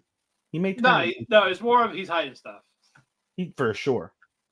For sure. Yeah, like he's not a bad guy. Just I feel like maybe he's like Subaru. Maybe he was also Isekai here. Maybe. Like and while that's happening, like he talks like Subaru. Like he kind of like it's like he's not from here. I get that vibe from him. He grown adult Subaru. Like he doesn't have the power. Like he's been here for a while. Yeah, maybe. Who knows? Maybe there could be other people. It's not uncommon. No, could happen. But the matter was Regulus Cornelius just being an asshole. You saw also the more of the fight with what's his face with Wilhelm and Garfield versus the animated corpse, or was that the previous episode? That was previous. That was previous episode. Yeah, okay. yeah. Like after the Priscilla and then the last one, it was just all Cornelia. Oh, and wait, was that previous episode also with Otto versus Gluttony? Or was this episode? That was all previous. That was all previous. Okay, I watched two back to back before I came on. Yeah, that was all previous. Yeah, the rest of this was just Cornelius, Subaru, Emilia, and Reinhard. Yeah, they're trying to figure out how to kill Cornelius. And Subaru figures it out. How does he do that, man? Well, that's later, but no, because as they're trying to figure out all this not working, even Emilia had shoot ice to his nuts. And that didn't work. It didn't work. Cornelius is he's a suffer little prick. He's just annoying. He likes to hear himself talk. He's a dick, but he's badass. I know he definitely is. I was just like, dude, shut the fuck up for like 5 seconds. Like you're always talking, and you have to have the last word. You have to say something. And if he heard you say that, he would just do this, and you'd have no more. You'd just cease to exist. Whatever that fate he just created. It was like a liquid. Like he made his own raid or waves. Bro, all you would be is just your shitty work boots that keep making you slip. Yeah, that's all that would remind of you. And as Super was asking Amelia, I was like, "Oh, so what did he do to you while you were there?" It's like, "Oh, he asked if I was a virgin." I'm gonna kill him. Yes, I'm gonna kill him. But I was like, like when I did touch him, like I didn't feel cold, hot. I felt nothing. Yeah, he felt nothing. You felt nothing. So felt like ride hard, feel for a heartbeat. And he sticks his knife point, and he feels nothing. Yep, and so Super's like trying to figure it out. It's like like you're about the constellations.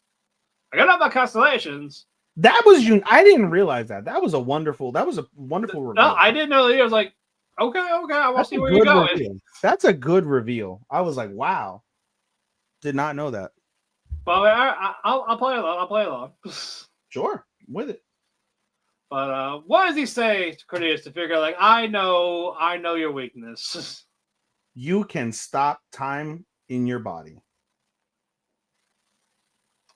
And Cornelius is fucking shitting bricks. Yep. So how do you stop someone like that? How do you think they are going to stop someone like him? I don't know.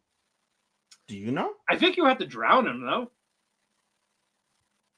No, because if you can stop time in your body, the whole point is that he's avoiding death. But if he's just stuck underwater, like how long can he keep that up while stuck underwater? Like, but a lot of heavy weight, like crushing him down. He really can't get up. And well, I mean, bro. Amelia dropped a freaking iceberg, literal iceberg. On probably restrain him. I'd like restrain him in there, restrain him down there instead of just slamming him down to the ground. I mean, but she can't keep him that way forever. I know. So I don't know, or just put him in a volcano. Throw him in a volcano. Like that's another default. That's an old default to the 90s. Just throw him in the volcano. Lord of Rings him. I've seen Tekken. I played Tekken. That was a bit of the Mishima bloodline. Just throw my son in the volcano. Throw my dad in the volcano. It'd be great if they did that, and then you hear in the background KO. Yes, it could be that.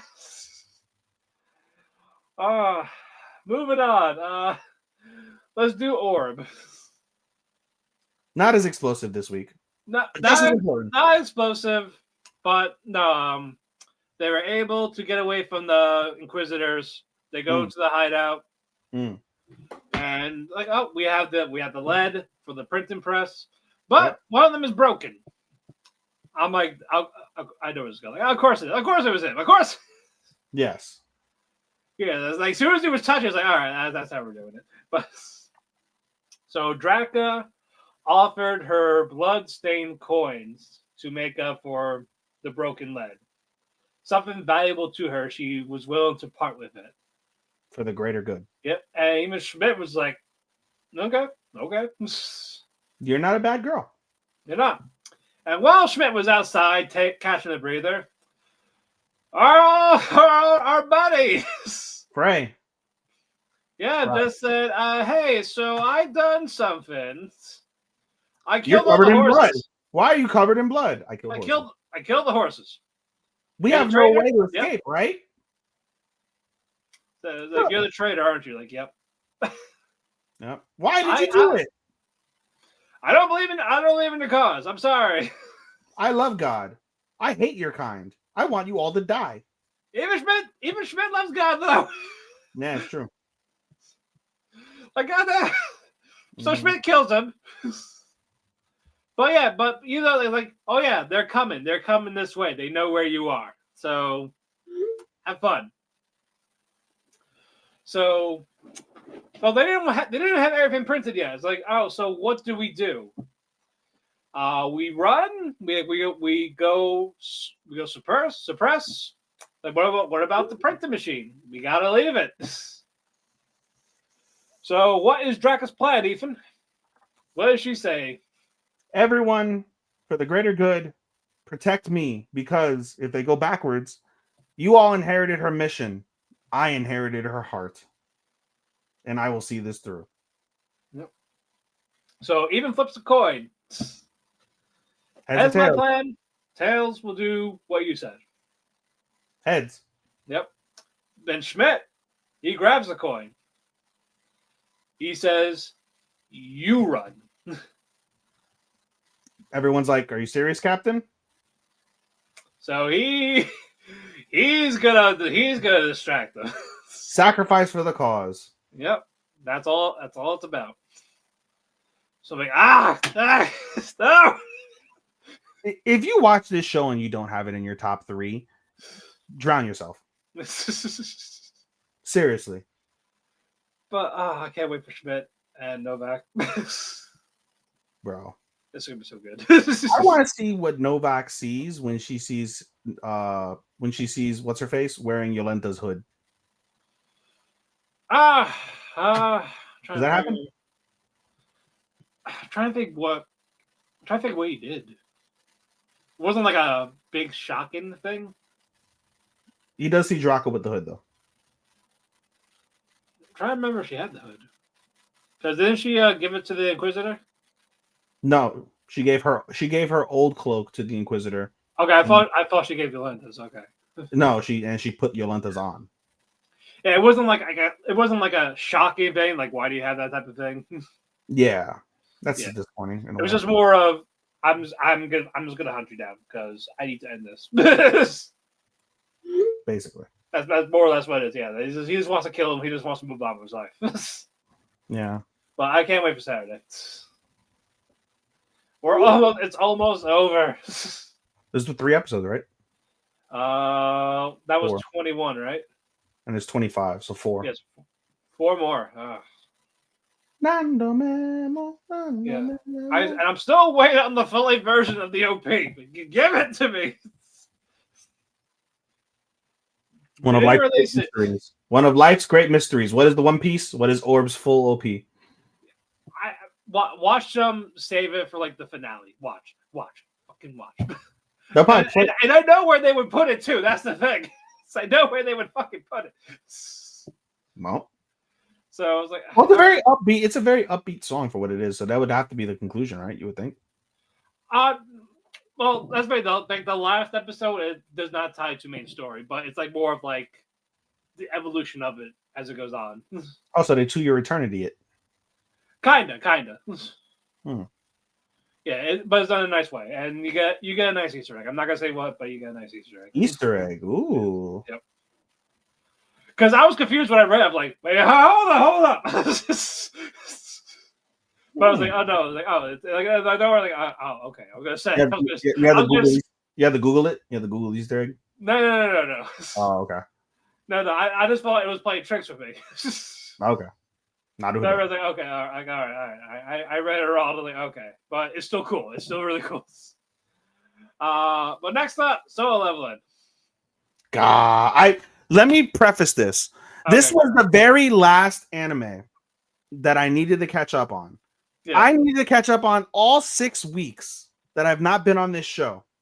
Did not watch it since the opening week that we reviewed it. Yeah. I am eternally grateful I binged it, and I am fully a convert on accepting certain shows really should be binged because having to wait week by week is absolute utter torture. I could not imagine watching especially the one last week. Oh yeah, last week was so good. Oh my god. Oh my god. Proceed. But yeah, they're holding like a little press conference type of thing for this actor who's an S rank. Bullshit. He's not. No, he's just an A rank. They're just doing this just so. Is he an A rank? I thought he was. No, he said that he's guaranteed his A rank. He didn't even take his test. Yeah. I wanted him to take the test in front of us so we can see that he's like a D rank. Yeah. That would have been phenomenal. But he's like, oh yeah, like I don't have to really do missions. It's just to just distract from my scandals. Like, dude, you're you're a piece of shit, basically. Hopefully you die next. Yeah, and then Jinwoo. I do hope who we see at the end. I hope he gets him. Yeah. Oh yeah, we'll get to that, but I hope he gets him. But yeah, Jinwoo's trying to go with like, oh, how dare you? I come here. I was told to come here for my reevaluation, and then fucking daddy here, Gunhee, says, no, he's hot. Bro, he's 80. I don't care. Bro, is that a great grandpa fetish? What is that? I don't know what to call that. It's still. It's not a daddy fetish. It's gilf, but D milf. It's a dilf. It's a G dilf. Great granddad. It's grandpappy. I love to. That's pilf. Grandpappy. G dilf. G pilf. Yes. Or you can call him. Just go all over me. Yes. But he's like, oh, I brought Jinwoo here, so he's with me. You get the fuck back. Yeah, and he gets to do the reevaluation. So show me what you can do. I can make a clone. It's like you're holding back. I can do 100 of them, and I have 100 more. Yep. Also, and he shocks. He shocks these. So basically, we get the chairman of White Fang, and we get the chairman of the Hunters Association. Yeah. Not the Hunters Guild, not the Hunter Association, but the Hunters Guild. Yeah, and they're both and Yunho, I think. Yeah, and they're shitting bricks. They're like, "What the fuck is this?" Yeah. Whoa. It's like he was not like this a week ago. Bro, it was crazy. I think going back to the previous episode when you had the chairman like fawning over the fact that he's so OP, he's like, man, if I was 10 years, Chairman Go was like, he's 80. He's like, if I was just 10 years younger, if I was 70, I'd be able to stand next shoulder to shoulder to this man. Yeah, that's how great. Yeah, he's one of the more powerful S-rank people. Hell yeah. And that aura, like I'm telling you, from we were like trying to recruit all that, but it's ominous and evil. That's the crazy thing. I know. I'm fully invested to see that foreshadowing that they did. They were like, the stronger you get, the more you're gonna lose yourself. He goes into that trance. Everybody goes into that like sinister. Jim was been doing that, yes. And you see it in the finale. You see it not the finale, but you see it at the end of the episode how sinister he is. Yeah. But anyway. But we also see the evolution of these monsters. One's like an ant type of thing. Yeah, and apparently from our friends, he's pretty fucking important. Yeah, well, I'm sure that will come into play later. But Jim was officially in S rank. I like the sister's reactions. Yeah, Like, I hey, no, I love hey, what's her friend's reaction who was with Jinwoo. They're like, yeah, Sung Yi. Like, uh, hey, uh, hey. uh, your brother's on the fucking stream. Oh God, no chroma. What? Nani? So you why? Like, yeah, why did you tell me you're an S-rank? It just happened, bro. Yeah. So now that he's By an the way, S-rank, I loved how everybody like in his life they were like happy for him, yeah, including his crush, his first love. I laughed when they showed her face though. yeah. I laughed. So, oh, I hope but he gets with I hope he gets with the other S rank. Heian or Cha whatever, Cha Cha Heian, yeah. Cha Hunter. Yeah, I hope he gets with her. Yeah. I think he does. I'm not sure. Oh my god, I hope so. Yeah, she's also bad. Make wonderful S rank babies, please. But Jinho was like, oh well, I failed to get Jinwoo, but he wants me to join him. So you're gonna throw everything away for this company? Like, yeah. Yep. See ya. It's like, all right, then you're gonna be a poor. You're gonna be a poor. Cool. See ya. Yep. But Jin was out. Now that's right. I can sell stuff, so I need gear. I need heat-proof gear, type of thing. Yep. I need to survive. That's like millions of won. Billions of won. Yeah. I was like, oh, do you have anything cheaper? Like, well, if you could break the glass. Oh no! It's a joke. I'm kidding. It's a joke. But he sees a little mark on it, like he cracked the glass just with his aura. Yeah. But he gets a new dagger. It's like, oh, well, what if I traded? I got this one. I found this one. It's like, that's a lot of money. Yeah, that's worth 100 million. He's like, I only paid 2.8 on the market. And he's like, can I use your bathroom? And then we see him later on. He got the cloak. He got the daggers. He bought the store. Yeah, because turns out all that extra inventory he has, is worth a lot of money. Well, I don't think. Well, it's extra inventory because he can store it, but he has all these coins, and he's like, "What am I going to do with these coins? Oh, I'm just going to flip everything on the market." Yep. So he goes back to that dungeon, level 75. He sees a giant. It's like, hey, let's summon Tusk. You skipped an important part. What?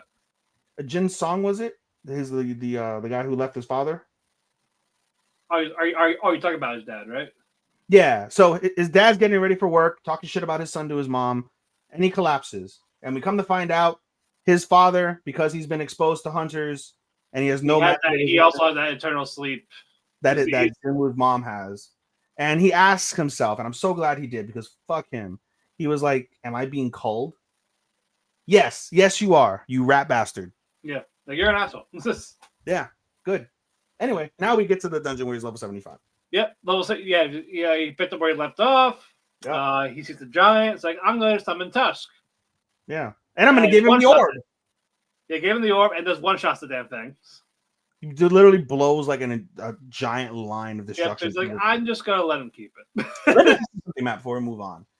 That dungeon, why do I feel that's foreshadowing of what the town is going to look like? Oh, probably. When the Great Invasion happens. I can see that being a thing.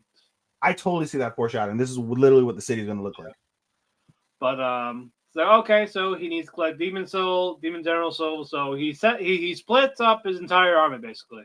Yep, and some of his army gets wiped out. So he's hanging out. Like, but I'll check on where there's a little less activity because maybe they're being stopped somewhere.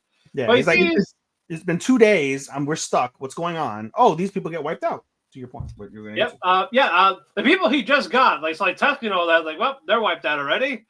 Iron's wiped out. Let's go see who's wiping my soldiers out. Yeah, so these guys that kind of look like Igris. They do. Yeah, kill Tank. Like, no, Tank. There's cousins. And then June sees like, oh, so this is why you guys. Oh, that's why you guys are beast killers, and it's easy for you to kill. Yeah. He kills 3 off the bat, and the episode ends with, like, do you experience fear? Oh, I know I know you guys do. Nah, now I know my answer. Slice. Yeah, so you like that last one. Yeah. He got that evil, sinister look, bro. And then we get. So he's gonna summon them. He's gonna summon them when he kills them. Yeah. No, he can't. Remember, he can't collect the souls. We established that early on that he can't collect any of those souls in the dungeon because he tries to get like the small fry, and he can't pull them. Are you talking about the ice elves or? No, anybody in that dungeon, he can't pull any of those people. Okay. Yeah, so he can't collect them. Got it. Okay. I like how they. Where's that one orc? Like, oh yeah, he was splat in the ceiling. Ah, fuck. Like, that's why there's only 3 of you. Okay. Yeah, well, 3 will do. You Yeah. protect my sister. Yep. Okay, crawls in her ass as a shadow. Pretty much. And then we get the after credit with the ant. Yep. And that okay, so that's gonna play a part. Yep. But next time, moving on. This is before we move on. I loved your comments today in our chat, where it took you and Chris's criticisms and said, "Eat your words, apologize." And it's like, and so I took it personally. And it's like, well, all right, you showed us, all right, like we know what you could do, but now you're actually showing it. It means everything it says. And I had no criticism, and I'm so happy. And I'm so glad I rated it low on my 24 list at number 14. I think I did. Yeah, I think I had a 19. Well, it won't be in those places by the end of the year. I tell you what. Yeah, pretty much. It's like, okay, like now we got what they like on Solo. Now we're getting the meat. No potatoes. Yeah, no potatoes here. As Booker T says. Yeah. Oh, but yeah, Dragon Ball Daima. Well. So I asked the question in our chat, and I'll pose it on the air. I skipped GT because everyone told me it was mid because it's children, and Super Saiyan 4 isn't even canon. Well, after watching the entirety of Daima and watching this episode in particular, the question I posed was, do I need to go back and watch GT now? No, you don't. Okay. No, you don't.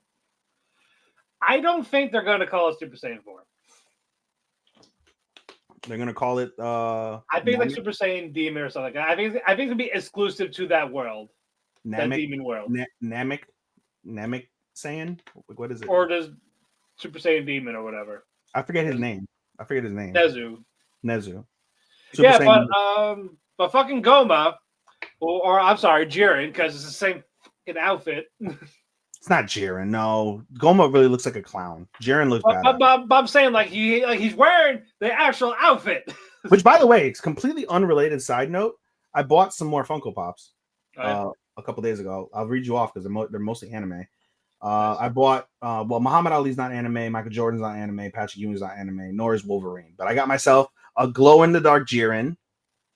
I got myself Spirit Yunho from Black Clover. I got Valkyrie Armor Noel. I got Himeno. And I got Useless Miwa. I swear to God, when I saw Useless Miwa, I was more happy to get her than any of the other Funko Pops. Useless Miwa is my favorite in Jujutsu. Just do not put it in a jar. No, I keep them in the box and they're up on display in my on my walls in the living room. But anyway, move on. Anyway, Goma, he's all bulked up. No one can touch him. Yep. Goku Super Saiyan 3, even that's not working. I swear, Super Saiyan 3 sucks. I'm sorry. It sucks. It's a shitty form. It's always been. It just doesn't make sense to me that they can do damage at Super Saiyan 1, but then when they go Super Saiyan 3, it's like it's very a lot. It's very key consuming. That's why they can't maintain it for long. That's why they don't really try to turn into. But again, you broke the system when you invented Super Saiyan God, and then Ultra and Super Saiyan. Well, apparently God Key is easier to handle than freaking Super Saiyan 3. That don't make no sense. Well, to them it does. That's like going from like a Hyundai to a BMW to a Mercedes, and the Mercedes is harder to handle than the BMW. But then you go to a McLaren, and you're like, oh, this is better. But again, Super Saiyan 3 is useless in any universe, any timeline. It sucks. Stop using it. Now, I'm hoping it's done after this. But they're jobbing. Everyone's jobbing left and right. Arinsu tells Goma to get the Dragon Balls. Okay. So so basically you have to make the wish. Bird it's the only way to stop Goma. And when Super Saiyan 3, Goku got knocked the F out. Nezu goes to him and says, hey, I'm going to give you a power-up. Super Saiyan Beast. So he does like what Guru used to do, unlock your potential, whatever you want to call it. And we get unlocks this Super Saiyan 4. It's the same. It's got to be Super Saiyan 4. Did he have? He had the no. You know what he didn't have? That is one thing that they can claim. But He didn't have the red undershadow. Because doesn't he have red undershadow? He has red eyes, but didn't he have like red undershadow? I think so. But He didn't have that. He didn't have the red undershadow. Yeah. So technically, you can, if you want to go that technical, it's not Super Saiyan 4. You can call it. I think it's gonna be exclusive to that world because if it was a real Super Saiyan 4, that fight would have been easy. But he's still getting his ass kicked. He's 10. I don't care. That's the whole principle. Like, did he forget how to fight? Because I know he went back to being a complete moron that he usually is. He's 10. So what? I mean, bro, even fucking Gotenks couldn't fucking take Gomon, probably. They're 10. No, I think Gotenks would have had a kind of better chance. You think because they're at that age. They're 10, right, in the series. So they're babies now. They're babies now, but yeah, but I'm saying, keeping in mind, like you said, if it was Super Saiyan 4 adult, he would have mopped the floor with Gomon. But that was fake. He turned to him when he was a kid, though. Still, that's how he got it. You don't have the muscles. You don't have as much stamina. You don't have as much like Saiyan power, right? Things last shorter. I think you're right. If they were adults, Super Saiyan 3 probably would have killed Goma. Because it took Super Saiyan 2, I think, was it, to take out Majin fucking Deborah. Right? Or was that Super Saiyan 1? No, technically it was Super Deborah. Saiyan. No, technically Deborah. Are you talking about Deborah and DBZ? Yeah. He technically beat Gohan. At Super Saiyan 2? He beat Super Saiyan 2 Gohan? I think it was 1. It was Super Saiyan 1. Yeah, because it took Super Saiyan 1 Majin level Vegeta to beat Deborah before Buu ate him. Well, Vegeta did not fight Deborah. Vegeta only fought Goku. Gohan fought Deborah. It went nowhere. Deborah left. Vegeta was Super Saiyan 2 when he fought Goku. And Deborah died by Buu before Vegeta showed up. Oh, I thought Deborah had faced him and then was weak. No. I didn't remember that. I thought he was weak and then Buu ate him. No. Deborah is strong, though. Buu was but also keep in mind, you have the Evil Eye. Yeah. Evil Eye apparently is OP as shit. Yeah. So that matters as well. And of course, it makes sense that 10-year-old Beast Goku couldn't defeat fully adult Evil Eye Goma. But that's just, it made it look like it was just so easy. That's like we're back where we were. That's why we're back where we were. Yeah, Goma doesn't even have tear clothes. He's not bleeding anywhere. Yeah, no, he took one big move, boom, out for the count, and all of a sudden he's giant Ursula, and then I take everything away. Cool, you're back to base form. Tohei's been watching too much Hulk Hogan. I guess it's like, oh, it's just not gonna work for me, bro. I'm just like, you fucking kidding me? It's just it was cool to see, sure, but it was just treated like it was nothing. Yeah, that was it. I think we don't know what the wish was to end the episode. I think he wished all of them to be adults. That's what I think too. Yeah, and now we're gonna get. I swear, if that's a struggle, if that is still a struggle, even if they win, I'm still gonna be annoyed. Because then we'll get Super Saiyan 3 Vegeta. We'll get Super Saiyan Beast 4/4 Goku. Yeah, and Piccolo. Piccolo's just Piccolo. He hasn't. Yeah, he hasn't reached Orange Piccolo yet. Yeah, it's I'm trying to not take it away because I know people wanted that thing canon for so. That's the only thing they wanted canon in the GT out of everything else. That's the only thing they wanted. Super Saiyan 4. Yeah, that's all they want. That's all they cared about. That's all they liked. Yeah. And it's just you still get your ass kicked. I think it doesn't matter to a degree simply because of the fact that you already have, and it's already established in the audience's mind. You have God form, you have you have God form, you have instinct, you have blue, and so those are always going to supersede 4. And again, whatever they decide to call it. yeah, per the standard, you know, and it doesn't make any sense to me. Like they're like, oh, we're gonna go Super Saiyan. They go from base to 1 straight to God. There should be, you know, instead of going from straight, like it should be base, go to 2, right? Yeah. Or go from 2 to 3, or from 1 to 3, like they've been doing. They skip 2, they just go straight to 3. So, you know, there should be more of that. I understand 3 is like hard to maintain, but then they managed to find the key anyway to fucking go back and turn from nothing straight to fucking God. Straight. Well, say God Key's different. That's the thing. Key is key. Right, but I'm saying like they have their own type of faith for it. That's why they have their own set stuff, especially with the transformations now. But I don't know, brother. It doesn't work for me. That's what they do. That's Dragon Ball. Well, Daima's not on my list. I can assure you it's not on my top 15. It's not on mine either. It's not on my top 15 at all. So yeah, it'll be my first review on Comic Book Click's website when it's done. Fair enough. Yeah, because I'm on that too, because that's part of the Dirt Sheets comic book website, pop culture. I said I could write for anime, so I said I would. I'm not gonna do like every week, but I would do end of season reviews and first impressions. So that will make it a little bit easier. Sure. So Daima will be my first one because that ends next week. You should have them take my fucking reviews. I can do that. See what happens. Well, I still got to test it out first. See how I want to do it too. I have to talk to my other friend Chris because he's been dying to get my. I haven't posted any of my 2024 reviews. I'm sitting on all my 2024 reviews. I've not posted any of them online, and so I told him I'd take the PDF and drop it into another one so he could drop it into his, and he would publish them on a cadence. So we'll see. Anyway, more to be had on that.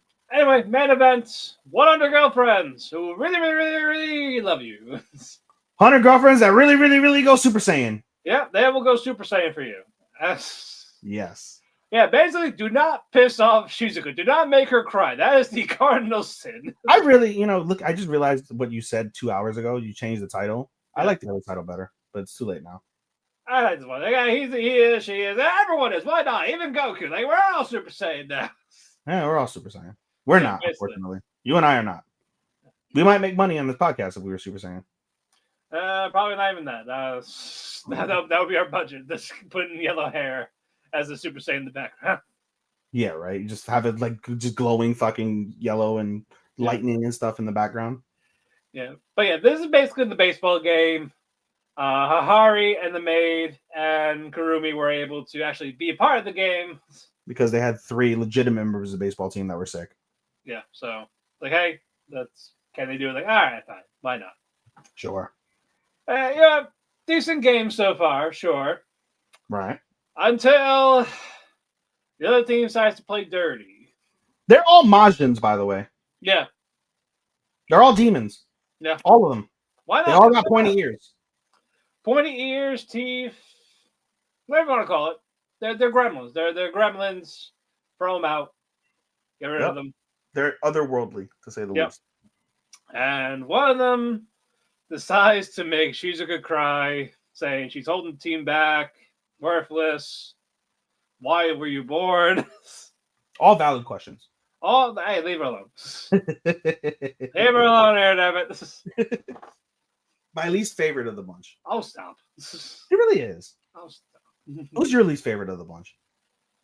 Hahari, because she's probably Kurumi. You think? She's okay. She's an undercover lesbian. I mean, sure, but and Hahari is stepmom lesbian, so Incestian, low key. Exactly. She's in those stepmom videos that you see. Hey, she wants to air in them. They've gotten some good mileage on my phone. Mato's great. Iko is a masochist, so that's easy. Nice. Of course, for you. That's it's easy. It's easy. Ding ding ding ding ding ding ding ding. No, I will bet her. I want to know about the other two. We'll see about them. I don't want like a fashionista. I think. Oh, I might like her. Yeah, me. No, so far it's Hikari and then the new girl, the masochist. You like her? Yeah, she's my number 2. Yeah. So as I see that Shizuka is crying, They get mad, they get motivated, they turn Super Saiyan. As you can see on our screens. As you can see, if you're We're watching, going to remove ourselves for 2 seconds so you guys can see it. I love how AIs is just the hairs up. Still. No, what do you mean? They have lightning. But I'm saying, like, no, for AI, like her, but she's just the back of her hairs is up. He's just up. Oh, I know, right? I know no spikes, no ever, just it's up. Everyone else, they had their hair down, they have spiky hair. Just this is more efficient. It is. No, you know what? She's my number one. AI is my number one. She's my number 3. She's very efficient. Pervert girl, masochist, AI. Yeah. And then now they're getting back into it, and even Hikaru's like, "Hey, mom, if you get this, my girlfriend will kiss you." Basically. Oh my God. Underage lips. Let's call what it is. Hikari and Karai, they're a couple too. I will not. You can ship them. They kissed multiple times. You can ship them. Exactly. Like I said, they're a legit couple. I don't want to hear it. Just make everyone poly. I haven't been make everyone together. I haven't been paying attention much to the rankings and stuff you guys have been posting. Is Rentaro still like 8 out of 10 on that list? That's been this week's will be tomorrow. So I think that's one of they'll update it with the masochists on there too. So we'll see how many of them are going to be on there. Oh my God! I need a whole suite. I do not. Even just for 1 week. I just want it. I do not. Okay, fine. I'll give you a week. That's what I'm saying. I just want 1 week. I'll give you a week. I'll tell you what is a spoiler. This is solidly right now in my top 10, and I don't see it falling off. Oh yeah, no, for sure. This show is definitely in my top 10, and I don't see it falling off. This has been fucking hilarious.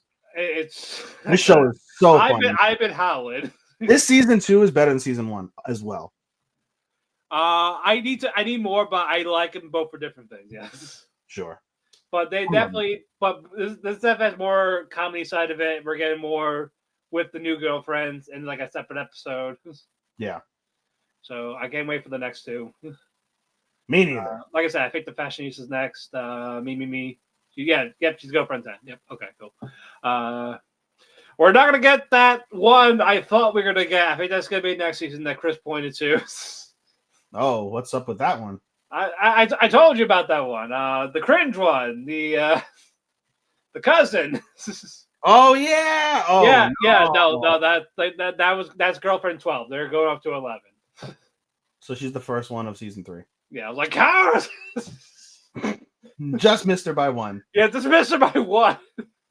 Can't end the season on an unlucky 13. No. Yeah, so I'm gonna be curious about the long hair girl, the one that hides her face. She's number 12. It looks like. So let's see what her deal is. Oh, so the ring girl. Meme. Yeah, her name is Meme. So she looks like the ring girl. Yes. That's not cute. Yeah, I don't know what her deal is. So. How many personalities? Like, is he? If he has 100 girlfriends, are there truly 100 different personalities of women in the world? I feel like they're going to be a mix of some, like Kurumi. It has a little bit of tsundere in there, even though she's a glutton. Yeah, I see that. Hikari and Hari are perverts, but you got Masaki's girl. Yeah, we got the masochist. We got the mad scientist. We get the one that's kind of like a robot.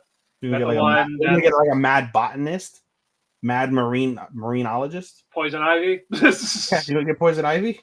Let's go. I bet you one's gonna be like a break dancer, street performer. Oh, we're getting Ray Gun? Yes, we're getting Ray Gun. But she'll actually be entertained. Oh my god. Well, they should mix it up. They should add like American girl, Korean girl, Italian girl, British girl. I'd be okay with transfer student. Transfer student has to. Yeah, you have to have transfer student in there. Oh, it is. Hold on. I'm actually gonna see. Is the new girl a transfer student? No, she's not. No, she's Japanese. She's a nurse. Is one of the 100 girlfriends a transfer student? It has to. It has to. You would think, right?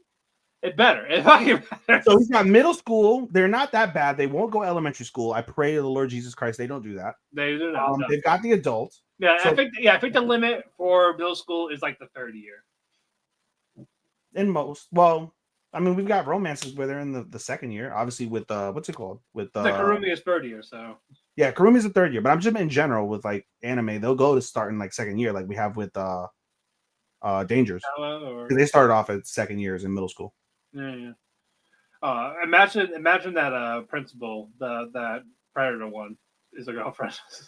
Fuck no, please don't. I will. The reason why we're talking about ages, I was like, he's got to get a college girl. Well, the mad scientist is 18. She just held back, I think. Just a lolly. Well, that's their norm because you can't have actual 18 and She's a lolly that pisses in diapers. I know she's a man. She's a little. I know. I know she is. That's why I don't like her. I don't like her because she's a little. That's part of why I kind of don't like her. Like, you like her because she is a little. I don't like her. No, because I said I don't. I said I don't. Oh, you don't like? Okay, yeah. God. You don't like her because she's a little. No. I think that's my competency. There's too much of those experiments have been going on. I mean, that's the lead-in. Except for the baseball episode, it's the lead-in. I was like, I just want to break on that. Like, just stop, dude. Just stop. Well, actually, no, that's a lie. That's a lie too because they had the gluttony episode. Yeah, the eating contest. Yeah. Eating contest. That wasn't an experiment. I'm surprised she didn't come up with something like, "Oh, drink this. You'll have a bottomless stomach." Yeah, it will backfire. Like, but you'll blow up after 5 minutes. Yeah, like your asshole. You're not gonna have an asshole when you're done with this. Yeah, it's like you're eating Chipotle. It's like you're eating Taco Bell. Yeah. Pretty much, but yeah, Iku, she hits the home run with Rentor's help. Also, like how the demon girls were like to Shizuka, like she reminds me of my lost puppy that died. That was cute. It just like hugs you, like ah. That was cute. It is no that, and of course the mom, she was saved because her tit hit the base. God bless them melons. God damn it. I'm like, God damn it, but it works because it's her. It is. Those eye cups, bro. Those eye cups for the win. Like, Jesus Christ. But no, it was just funny. We had to because of Super Saiyan. That's why it was our main event. We saw that's why Daima was our co-main event because Lord knows it'll never co-main probably ever again. Yeah, no, it was just only once. Spoiler alert, won't main event either. What? I said spoiler. We did get it because we did that for our fall premiere. That's all we got. Oh yeah, that's right. It's true. We did, yeah, because they're like, we get two core. Like, that's that one. Okay. This is the last tribute to Toriyama. Great. Yeah. Closing thoughts before we get out of here. It's good to be back. Can't wait to be back. Good to have you back. Probably won't make it next week. I'm already foreseeing it. I mean, dude, I'm perpetually busy on the weekends. That's why it takes me forever to catch up. I know. Tomorrow I'm going to TNA. Friday I'm going to my indie where I get to meet Kurt Angle and Kevin Nash and Melina and there's somebody else too. I wanted to meet. There's multiple people there. I'm gonna be brought over the weekend. I'm probably gonna spend I already spent $130 alone on Kurt Angle and Kevin Nash. Right. So I'm spending well over in the TNA meet and greets. I'm trying to meet Joe Hendry and the Hardys. Nice. So I'm spending. Well, if you meet well Joe over $20. If you meet Joe Hendry, give him a shout out for me. Tell him to give me a shout out. Shout out, Matt. Yep. I'll record it. All right, thank you. I tell him I believe, damn it. We all believe in Joe Hendry. We all do. We believe in Joe Hendry on this channel. I wish he would appear since we said his name. Man, if only I had the song in the soundtrack. Say his name and he appears. Super Saiyan Rentaro. Super Saiyan Rentaro. Not that good. It's good to be back, buddy. We'll workshop on that. But with that, the cafe is closed. Yeah. Join us Tuesday. Follow us on our social media platforms. If you're watching the video, we have it all down here. Mm-hmm. All the links, all the tags. If you're listening to this audioly, also please do that. Listen on Apple, listen on Spotify. Give us a 5-star rating. That really helps us out. Follow me, David Phoenix 12 on Twitter, Instagram, House Husband Cosplay. Follow Ethan, Showstopper24 on Twitter, Anime Daisuke 24.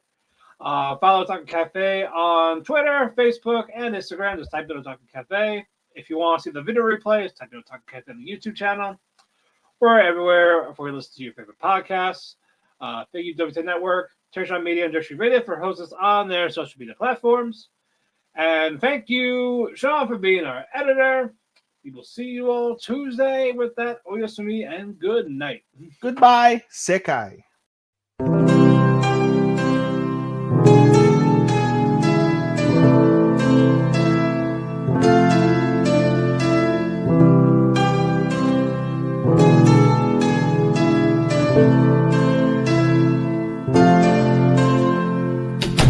The sun goes to sleep, I find myself in a heap because it hurts so much to be away from you. It makes my day when I get a text from you, but still I say goodbye again. Let's hope this isn't the last time that I see your face, but hey, it's fine. I know everybody needs a little space.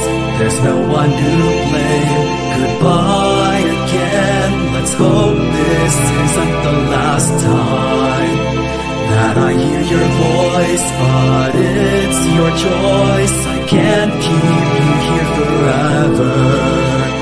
Just promise me that you'll come back.